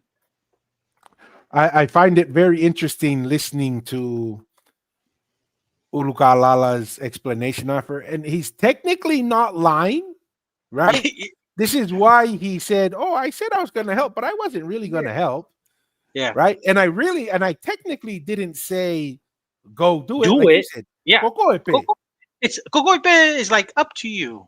Up to you. I'm Yeah. not saying yes or no. It's like you if you're gonna do it now, but I'm not saying no. And what do right? What Tupo Toa is trying to say here, I understand where Finau is going, but when he says he's not giving a no and it's like an indirective or iyo, yeah, like that's the yes for Tupo Toa. I say this is the time. That's why Yes. he goes and executes. Because No. you got to Yeah. think of this multiple layers. Because Tupo Toa is like he's not gonna wait to hear a yes. He's say Yes. yes. He's gonna know if he's being indirect, if he's being a little bit like nonchalant, kind of in his interaction. That's the sign to Toa is saying, "This is the time. I'm going to do it now." And Yeah. then yeah, Yeah.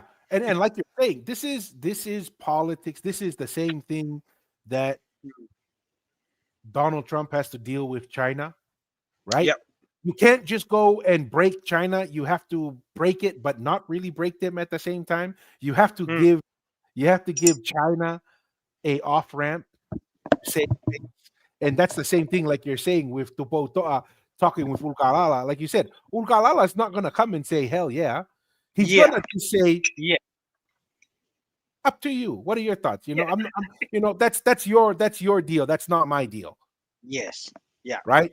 And so you have to think about that, and also just for us in the modern day, be very careful of who says they supported who or weren't a part of what. You have to be yeah, very careful.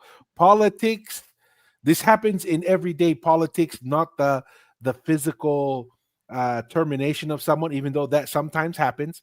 But a lot of times it is, well, I didn't know, or I wasn't a part of that. But it's like, well, but you could have stopped it and you didn't. yeah, So you have to be very mindful of these things. And our ancestors were in that same level of sophisticated politics as well. You yeah, know, this is not just, oh, you want to kill somebody, okay, go ahead and kill them. This is how you do it matters. yes. How you do it matters. Not just that How you did it, how you did it matters.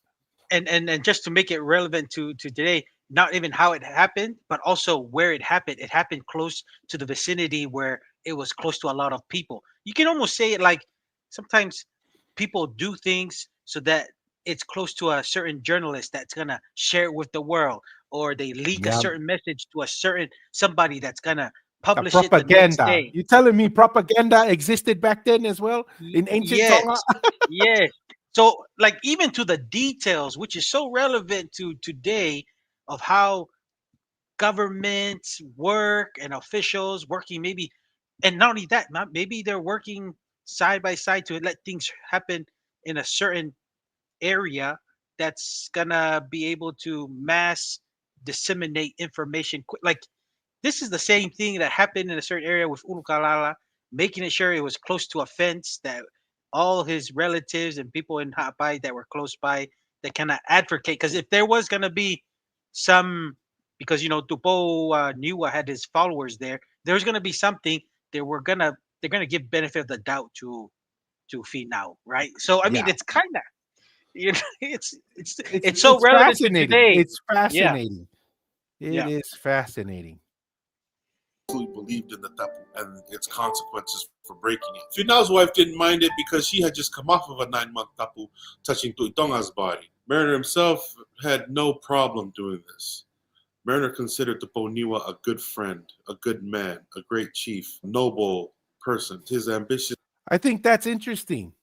You notice and this is very important. There's all this political and military chaos, mm, but one of Finau's wives just came from doing the responsibility to the Tuitonga.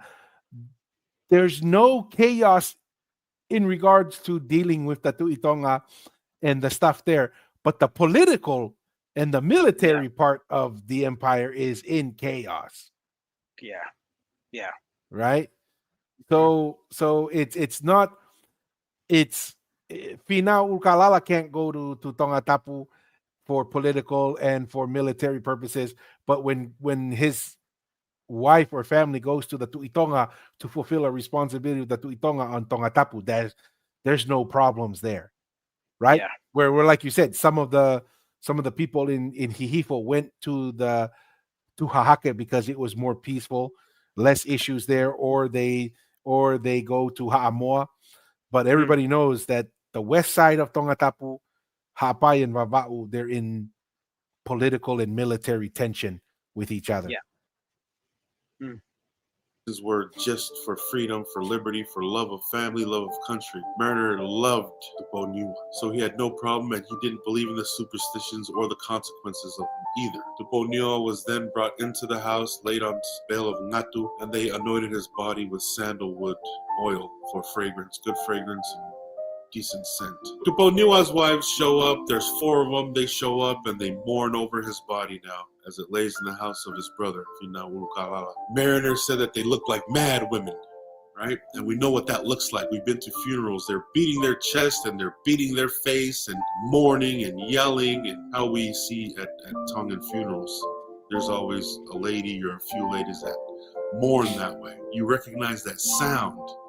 It's the sound of agony. It's the sound of despair. How could this have happened to our great chief, to our husband? And all four of his wives are there mourning over Tuponiwa's body. They get together and then they start singing a song. After all the mourning and yelling and screaming and beating and punching of their face and everything, they get together and they're singing a song over him. And it says, O Yahweh Seuke, O Yahweh Guomate, O Yahweh ko te ofae, O Yahweh ko te tangie, O Yahweh mau mau. And this song and these verses were repeated over the night, and they sang over him the I entire want to night. come back And they a would yell little the bit. things that you. One of the things mhm. that stuck out to me,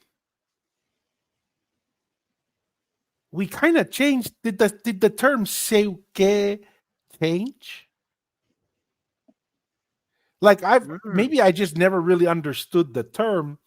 "Seuke" was almost I viewed more as a positive. As a joyful, mm, Yeah, but interesting. here Mariner is sharing his woe is unto me, and then you notice Urukalala said "seuke" as well. Yeah. It's almost like Seuke is somewhat similar to Oyahwe. Maybe it's more versatile, Mm, could you be. know, Could be. because it's like Oyahwe, Seuke. Like I was like, I don't know. I just thought that was to me. I've never really taken the term Seuke as woe to me as like a negative thing. I thought it was like more like Seuke, like it's you hear it in the songs and stuff, and Yeah. it's kind of like highlighting. Maybe it's a highlighting term. Mm, It's the Oyahwe is elevated or highlighted even more. I don't know. I don't know. mm, Okay. yeah. I, No, I just interesting. I'm not too sure. I'm not too sure, and it could be. This is part of maybe most. Well, I say just from my own experience, I've kind of interpreted okay as like what you said, more in the performances and somewhat in a more of a shock positive expression kind of thing. When I've heard, but maybe I haven't just been around to hear it in that kind of term, and I don't know. Maybe some people still use it, but I don't know. Yeah, same as you, Dua. and what's that term? Ngoa? I can see Mm, Mau Mau, right? But I don't know what that term right after the excuse me, the let's see. GOOA. Well, how did Lolo say it? I think he said Let's no. Like, is it? Oh, yeah, let's see what he says because yeah.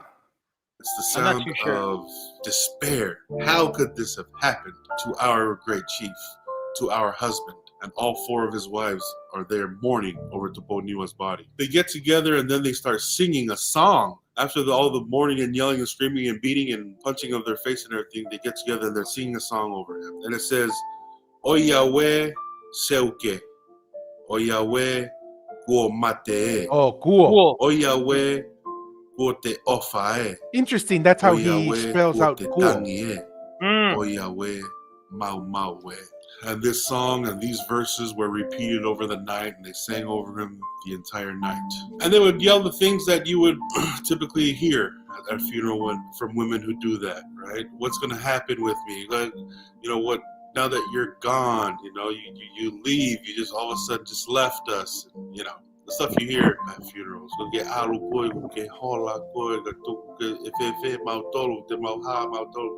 Throughout the night. Mariner said throughout the night they would beat their chest and beat their face. Sad, very They sad. literally beat their Mm. breast, because this is back in a time where they didn't have any shirts, where breasts weren't. Very, very kind. It's kind of sad, especially when you hear that they really seems like a lot of these guys earnestly Cared love about. the guy. Yeah. Yeah. Love that guy. Yeah. Yeah. You know, it's very very sad, right? Because he seems like he was a good guy, but you know, and you got to think about it. Just make sure you know there was a lot of sometimes you know to get power, and that's why people uh usually when they get power, or even sometimes even today when people try to get to certain positions regarding to make more money. There's a lot of sacrifices. Sometimes those sacrifices are not always good. I mean, you know, we always hear about, you know, do the hard work, but not too many At times what we've heard. cost? Yeah. Yes, we don't hear about the sacrifices they have to do. Whether the family is sacrificed, the wife and children is sacrificed, good friends. I mean, this is you know this is what Unukalala was calculating, and he chose that it was you know somewhat it was a thing that need to happen in order to gain us or attempt to gain a certain position, but hey, it is what it is. You know what I mean? Yeah. No, and that's the thing. Like you said, I've learned that in my short life is we all want to achieve success, right? Like Yes. nobody wants to lose.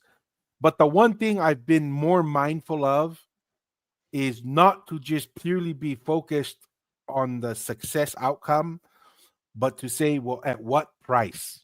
And then you can look at it clearly and say, here's the thing, the goal, here's the price. Is it fair? Is it worth it? It's no different than when you go to buy something, right? You go to buy something, what do you first ask? What's the price? You kind of have an idea of what you're going to get. You're going to go buy a car. You're like, the car can take me places, has a nice stereo, has all Yeah. these features. But then the next very important question is, at what cost, at what price? And is it worth it? Is it Mm, worth that sacrifice? And I think this is where a lot of people make the mistake, because I do believe you can have anything in life, right? yeah. Like Lulkalala, he could have anything in life. The real question is, what are you willing to sacrifice? And is it worth sacrificing? Are you going to sacrifice something greater to get what you think is your goal and then lose the more valuable thing, right? Mm, Like if you're going to sacrifice your family, is it really worth to lose your family and get the power and the influence?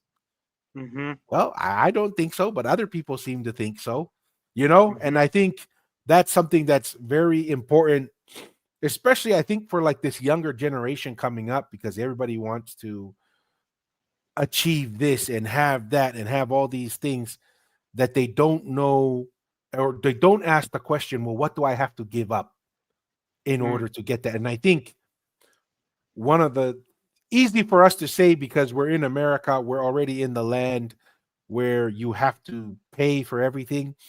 But back in Tonga and in Polynesia and in the Pacific Islands, I think that's a question they have to ask more often, because they're asked to give up a whole lot more in order to get more opportunity and stuff. Here in America, we already kind of understand you got to give up your time, you got to give up, you got to spend money to get money. But in Tonga, you don't always have to give that up. And you have to ask yourself, what am I giving up? And is it worth this new thing? Or maybe it just makes sense to go overseas and pursue it. Or you know what? Stay in Tonga. There's certain blessings in Tonga that you get that you can't get anywhere else. Yeah. But I think that's an important question on the individual and on a national scale. Yeah. No, and just to add on to that, too, like, right, we're having so many people and probably so many families that their entire family is no longer in Tonga. So then you're asking yourself, right?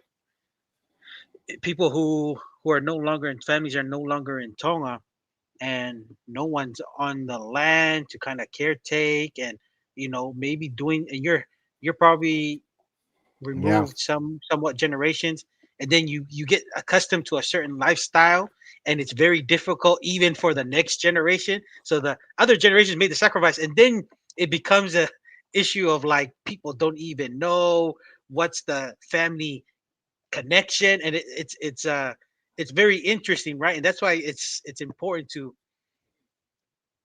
always, I think it's critical to always live in content. If you just live, take life what may come to you as it comes.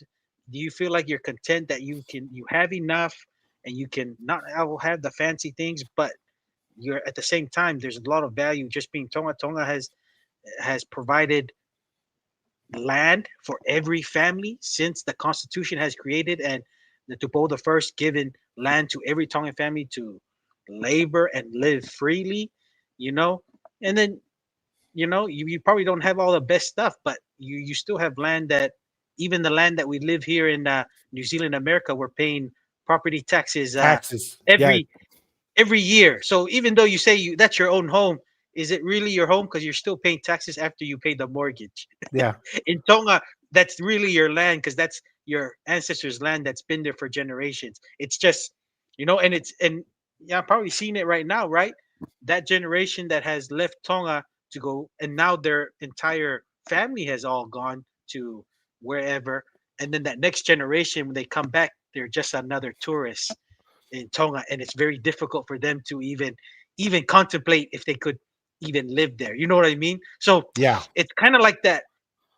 It's kind of like that thing because after the more generation that it's removed, uh, you find out that maybe in the that next few generations, sixth generation or whatever it may be, they find out that they were told their family live in this land, but they have people from, let's just say, give an example, came from Niwa, or I'm not gonna just say anything, or Ewa came and stayed in a certain place, and they're saying that's their land, and then they're all confused, and then look, they don't know what's going on at the Yep. same time. You know what I mean? It happens, and Yeah. that's the thing. That's the cost, right? You seek There's a better trade life, off. and I know people are saying, and then that's kind of it's very interesting because I know that's the common saying. People migrate out, right? They say search better opportunities, and then when you find out over generations, then you find out they're just another person living in the U.S. and they heard stories. Now it just becomes stories like, oh, my great grandparents say we used to live here, but there's somebody else living there now. You know what I mean? And they And won't it's let not, me in the door. they don't let me in. It's a marolere from the tua api. They'll come, they invite me to come and eat and stuff, but this is somebody else, and they're different family members. They say they come from somewhere else. So, those are the interesting dynamics that now that we're having multiple generations live outside of Tonga is probably going to happen more often because really the if no one's willing to stay, we've been very lucky that we have someone within our close family that is still there, and some families don't have anybody. So Hmm. No, you know, 100%. And that's, and here's the question, who's actually free? The guy who wakes up every day doesn't have to pay property taxes, doesn't have to pay for his land, mm, right? And Tonga needs to really think about that, yeah, right? Is do they really want to go and be quote unquote fully democratic? Well, what does that mean? What Mm. does that mean? Does that mean, oh, we can if the government, enough people in the government say, well, now you have to buy your land and you have to pay property taxes and you have to do all that stuff? You guys want to be like the West? Because the more democratic you become, you're becoming more like the West. Or do you want to say, we'll take some of the good things from the West, but we want to be Tongan and we want to Yes. keep those things, you Yeah. know? So, okay. Let's Mm. try and wrap this up here. We're going past hour number 2, so we'll try and wrap this up Organs, here. right? Or body part, where once, Christianity and the Western world showed up, then they found out, oh, the Western world considers breasts as a sexual organ. That's when they started covering themselves. But at this point in time, the women were still shirtless because breasts are just breasts. All they're used for is to feed babies. That's it. It's like walking around with a couple of giant baby bottles. Maria, You know what I mean? It's no giant different from baby walking bottle. out of a supermarket with a couple jugs of milk. Hey Lolo, how come this part of the video had more pictures than the rest of the? Hey Lolo, I noticed Maria. that this portion had more pictures than the rest of the. The episode of the accounts of William Mariner. Maria. Ay, Yahweh. Ang hapuwi pula ya Lolo hetay mini, eh? Yes. Inu ke fod. They're just milk. With you goes all our happiness and our comfort and the luxury of being free and loving Oh and laughing, Yahweh, oh Yahweh. so on and so forth. Mariner said I there's didn't about know 150 that people in attendance. Lolo was joining us, but Kawa University just in time for that Hey. comment. Maria lah. Malo, Lolo. Ay, Kawa Yahweh. University, eh? Si tama Kawa University kataki na tau fu ay Kawa. That's funny. Ay, Yahweh. Maria. They're mourning to mourn all night. Finau and Mariner were there. They sat there and they stayed there all night. I guess you could imagine that as you can a funeral that happened today. Perhaps there was food prepared for those who came. Perhaps there was kava obviously there. Right? We already know kava's everywhere over there. In mourning and people there and among them. Inside, outside the fencing, people. Someone needs to clip that and send it to Akaneshi Kaufushi. So she Oh. knows that Kava was everywhere. We don't need to say, oh, Kava was just for duty and Ceremonial. and ceremonial. Kava was for the everyday man and woman. No. When Polynesians were just socially, they just talked. There was no kind of drinks. It was just talk story. No, there was always some kind of drink to keep us conversating. Yes. Yeah, sure. This is a good comment right here from Enox. Someone passed me a kava with extra cream. What? Oh, Just a new flavor. Maria, Inox, Malo. Yeah. So everybody else, they drink their kava and then have their chaser after. Enox just says, just put my chaser in the kava. Yeah? One time, more efficient. Oh, wow. Wow. Maria.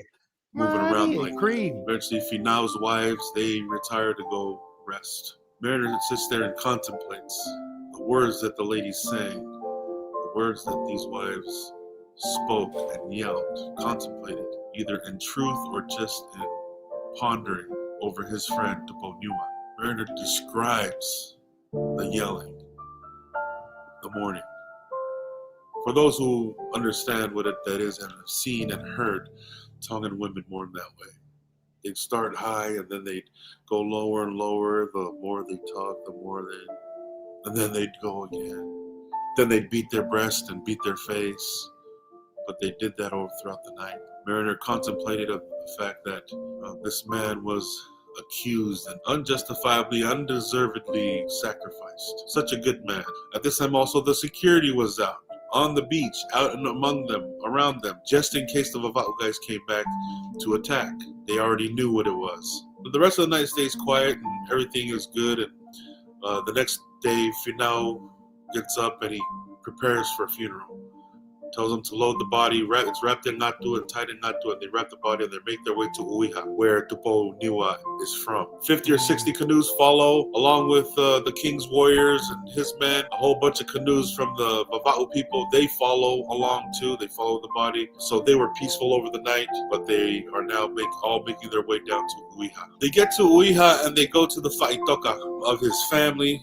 Faitoka of him and his chiefs. Mariner describes it as a tomb. It's a 8x8 slab, and then on the side walls is an 8-foot slab, and this whole entire thing is a box, basically, a tomb in the ground. And then what covers it is another slab, basically a giant stone, either cut or the giant stone itself that they remove, put the bodies in, and then they return back. So you have all of Uiha there. You have the Ha'apai people are there now, and the Poniwa's people from Vava'u, now they're there. They're all there at the Mala'i. I find that fascinating because he's a Ha'apai guy from Ha'apai, but he's overseeing, like we said, this was all part of the Tu'itonga's empire, Ha'amoa, Fiji, parts of Fiji, right? A guy from Uiha, but he's the beloved leader of Vava'u, right? And right now, Ulkalala is known as a Ha'apai guy, but we know later on in Tupo, the first time, Ulkalala is a Vava'u guy. Yeah. Because it's moving. This is dynamic. Correct. This is, a lot of people don't seem to understand that. They always just think like, oh, it was just tribal within a geographic region. Like, no, these were a ruling class family that took posts of leadership like in the Roman Empire, right? Your family's high in the Roman Empire, but you went to Israel and you were the guy in charge of Israel and to different parts of the empire. Governor there. The Faitoka, when they remove it, they do see that it is a tomb of his ancestors. So there are people that are already in there, buried from long before, and they put them in with their ancestors, and then they cover it back up. No sooner did they cover the tomb and close, there was a circle there and people that were gathered. A guy named Siulua, one of the murderers, one of the guys who assassinated Tuponiwa, his name is Siulua. He comes into the middle of the circle and pretty much calls out the Vava'u people with his club. Slams his club on the ground and tells them, "Here, I'm here. If any of you think that you guys are going to come and perform an insurrection or come and fight or bring war to Hapai, come let us end it here. I was part of this entire thing. Let my death, if you guys come and kill me, let my death be the end of this." So Siulua was doing something that was brave. At the same time, he may have been trying to protect his country by saying, you know what, I was part of the assassination. Easy to say when you're in Ha'apai. Yeah. And these guys are, want to be super brave? Get on a boat and go to Vava'u and say that. This is kind of like the guy who came and hit Tupo Niwa after he's already dead and does this, I would have done this long time ago. It's like, how is that brave when you are in Ha'apai saying that? Right? Like, come on. Sometimes we all have those people, like they only act brave when everyone is watching. They say, oh, this is the time to get out. They are lying and stuff. But yeah, when no one's watching and it's just maybe only a little people there, then they're not as loud. They're not as upfront. We all know. Maybe he was just advertising himself. He's a tough guy. I don't know. I'm just saying. He's just like the last guy. He just wanted to have a story. That was ilo. If they say something to me, I'm gonna smack them. He's saying that because the Vava'u guys know they're at a disadvantage, and at the same time, it's probably for them. It's like this is not the right place to take revenge. We're here for Tupo Niwa's funeral.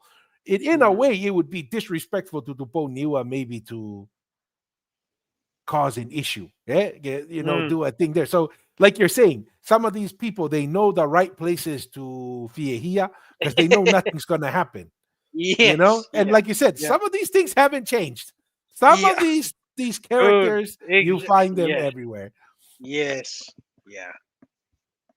You guys come, let's go one-on-one, let's fight, and let my death be the end of this.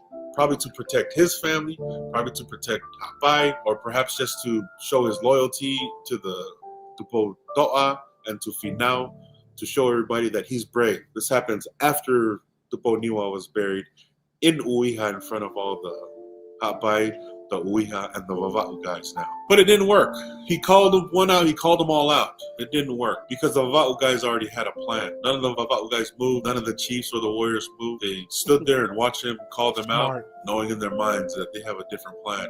Nah, it's not going to happen here, and it's not going to happen the way you want it. They're basically saying, we'll be back. After this happens, the group disperses. Everybody leaves. Finau orders his men to go and start securing the premises, secure Uiha, start securing Hapai. Let the Vava'u guys leave so that nothing happens here. Finau's already prepping them for defense. Finau brings the 4 carronades that they took to Nuku'alofa. Finau calls for the carronades, put it in front of the fencing of the house. We're not to allow any of the Vava'u guys to carry any weapons of any kind. So they disarm the Vava'u guys. You can't carry any weapons.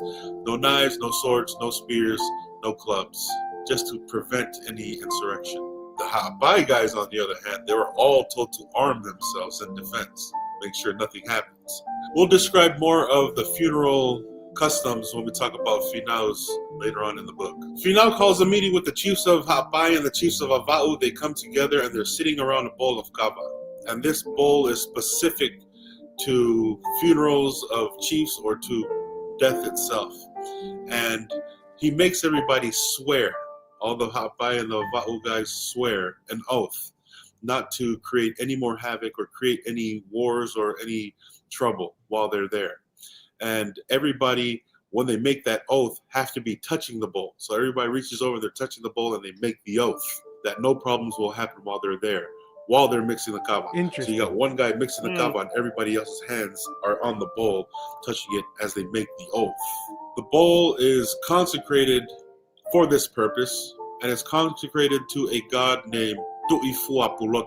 Tu'ifuapulotu just means the king of the spirit world. And because they had so much faith in the gods, they had so much faith in Tapu, and perhaps these days are considered superstitions, they all were absolutely for this oath. Live or die. They believe that this oath is absolute. And if anybody breaks this oath, an untimely death would come to them. And they all believed that. The Vava'u chiefs were then told by Finau, from here on out, Toi'umu, Finau's aunt, is to be the head chief of Ava'u. And they are to show the same respect as they did to Tuponiwa. Any of her kava ceremonies are to be treated with respect as well. All the Vava'u chiefs promised allegiance and respect to their new chief, Toi'umu, Finau's aunt. After this oath was made, everybody dispersed to their houses. The following day, Finau and his attendants and his people, they go back to Lifuka. Shortly after that, the Vava'u people get on their canoes and they go back, except for some of the chiefs. Some of the chiefs were held back by Finau. Finau basically detains them. The reason why he detains those matapudes or those chiefs is because Finau didn't want the people or the warriors to go under the command of the chiefs to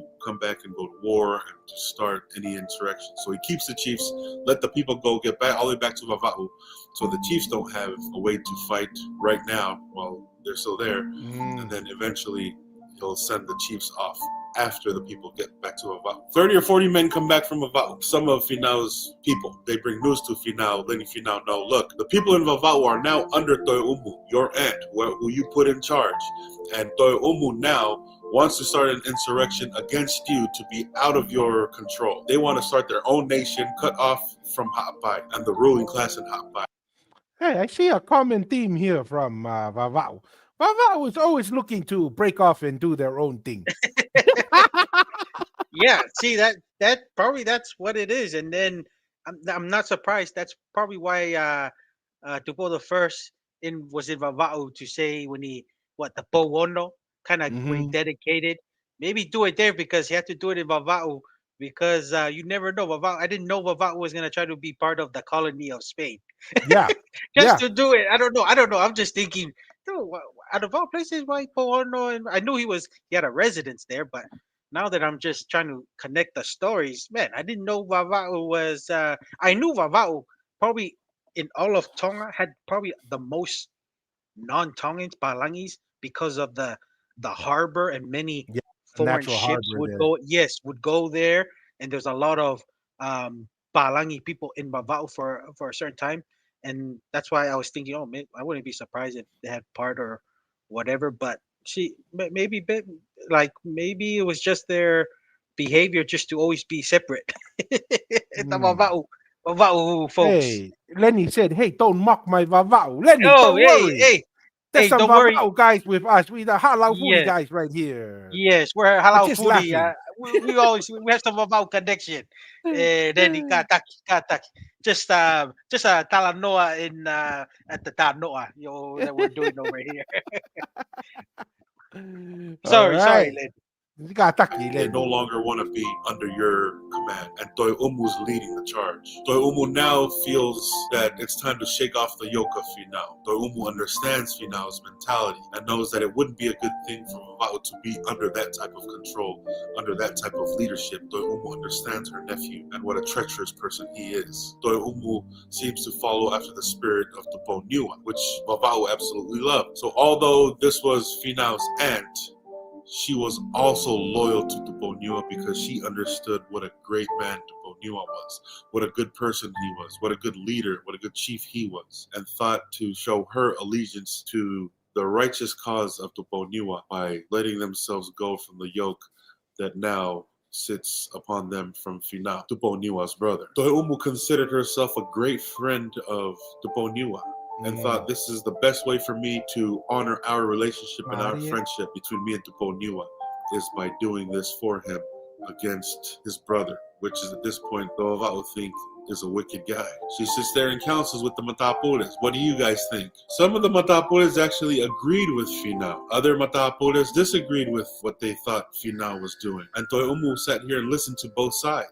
While they were discussing this, Toyumu's sister runs into the circle while they were talking with a spear and a club and yells at the men and tells them, why is it taking so long for you guys to go and avenge our chief? If the men are going to turn women now, then it's time for the women to turn men. Let us go do what Do needs to your be done by job. taking out Oh, Finau. Brave Vava'u. lady, Hey, probably not a woman, a practical, but Vava'u. Take brave. it easy.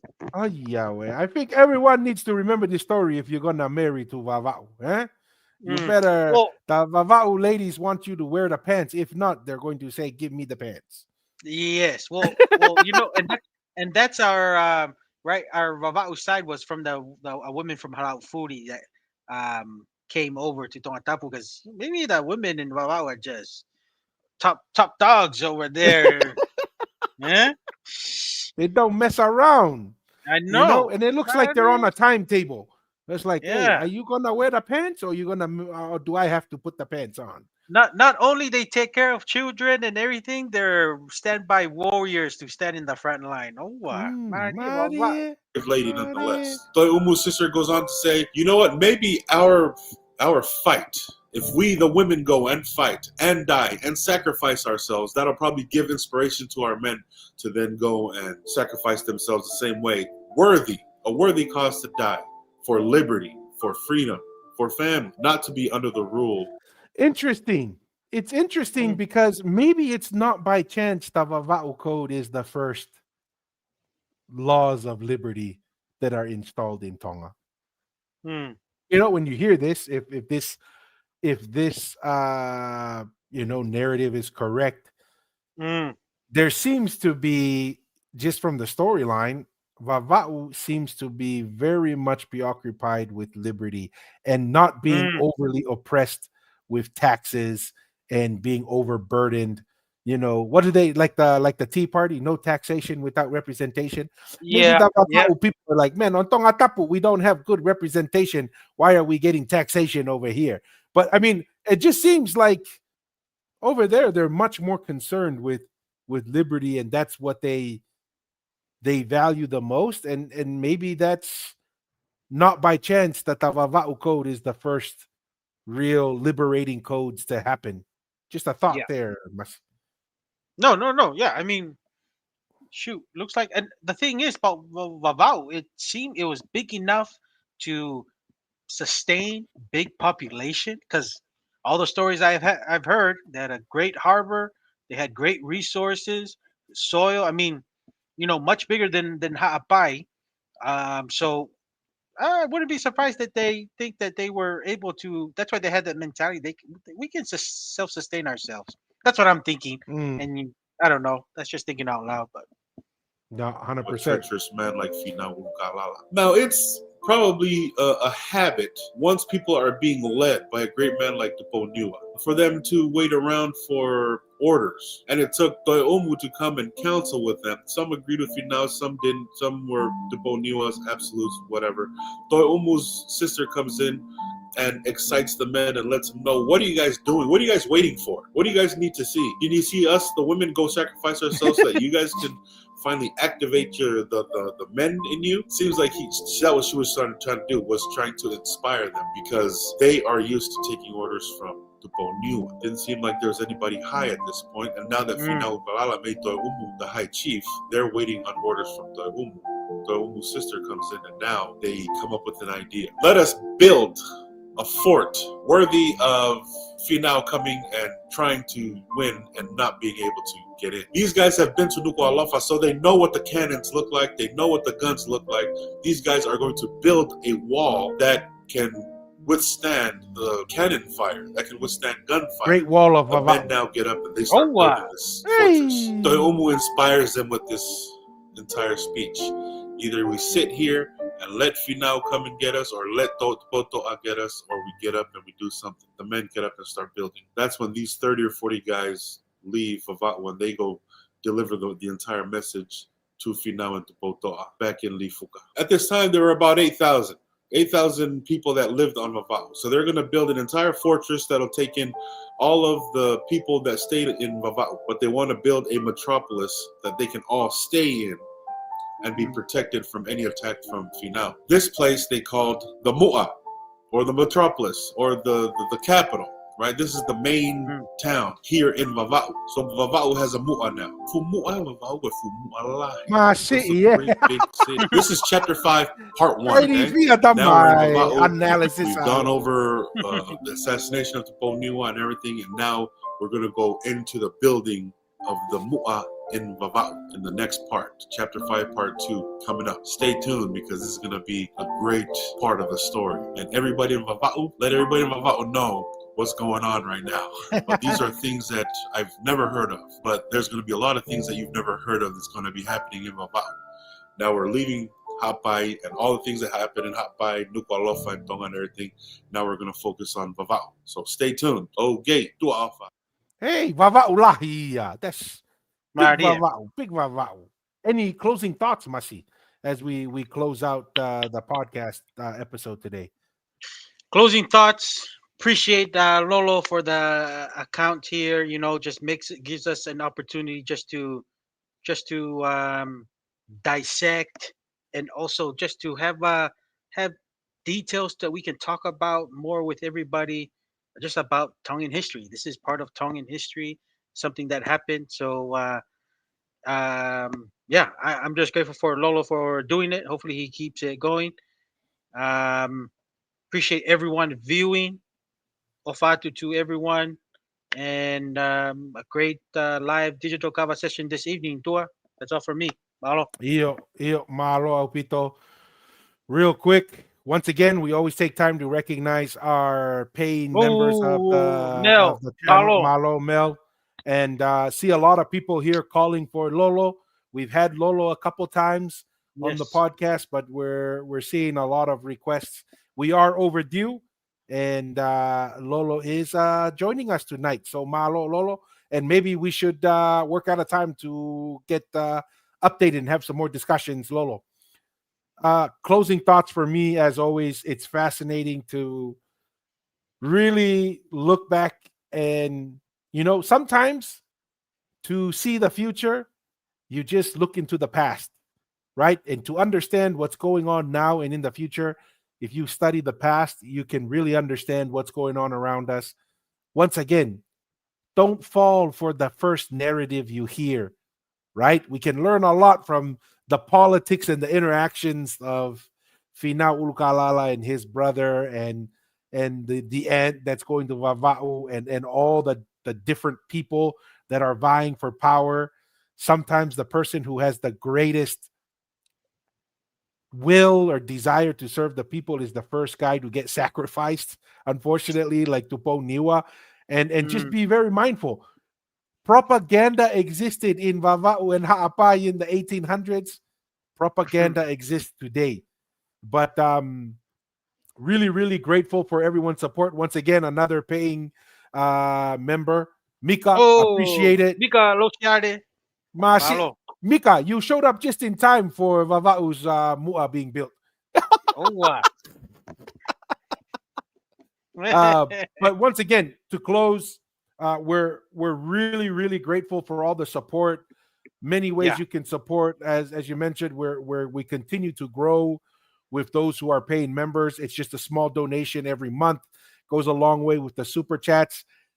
Yep. And just so everybody that shared last month, I mean, we're getting close to 100,000 views every 28 days on the channel, right? And we've gone over 25,000 hours of watch time. We did the calculate. That's about 3 years of people sitting and watching. So please, liking, sharing, subscribing, becoming a paying member of the channel goes a long way. Super chats and super thanks going out to everyone. As always, we finish every episode. We say, Tua, one more thing. yes, One more yes, thing. sir. Sorry, before you end it, Tua, I just wanted to just share with our viewers that we've got some exciting um, guests coming up. So please keep on the support. I don't want to drop names just in case if there's some difficulties, but we've got some Hiccups. Yeah. awesome hiccups, but we've got some awesome people that's kind of prepared, or we have it scheduled. It's already on schedule coming out soon that I feel like we don't get enough time to hear about, but hopefully we get this guest on and it'll be very beneficial for history for all of Polynesia. So just stay tuned No, and good point. stay ready for it because I feel like we got some awesome guests prepared for the future. That's it, Tua. That's it for me. Oh yeah, Mahalo. no, that's a very good point. Really appreciate you bringing that up. As always, stay bold, right? Don't be afraid to ask the hard questions, and always stay curious. Peace. Peace.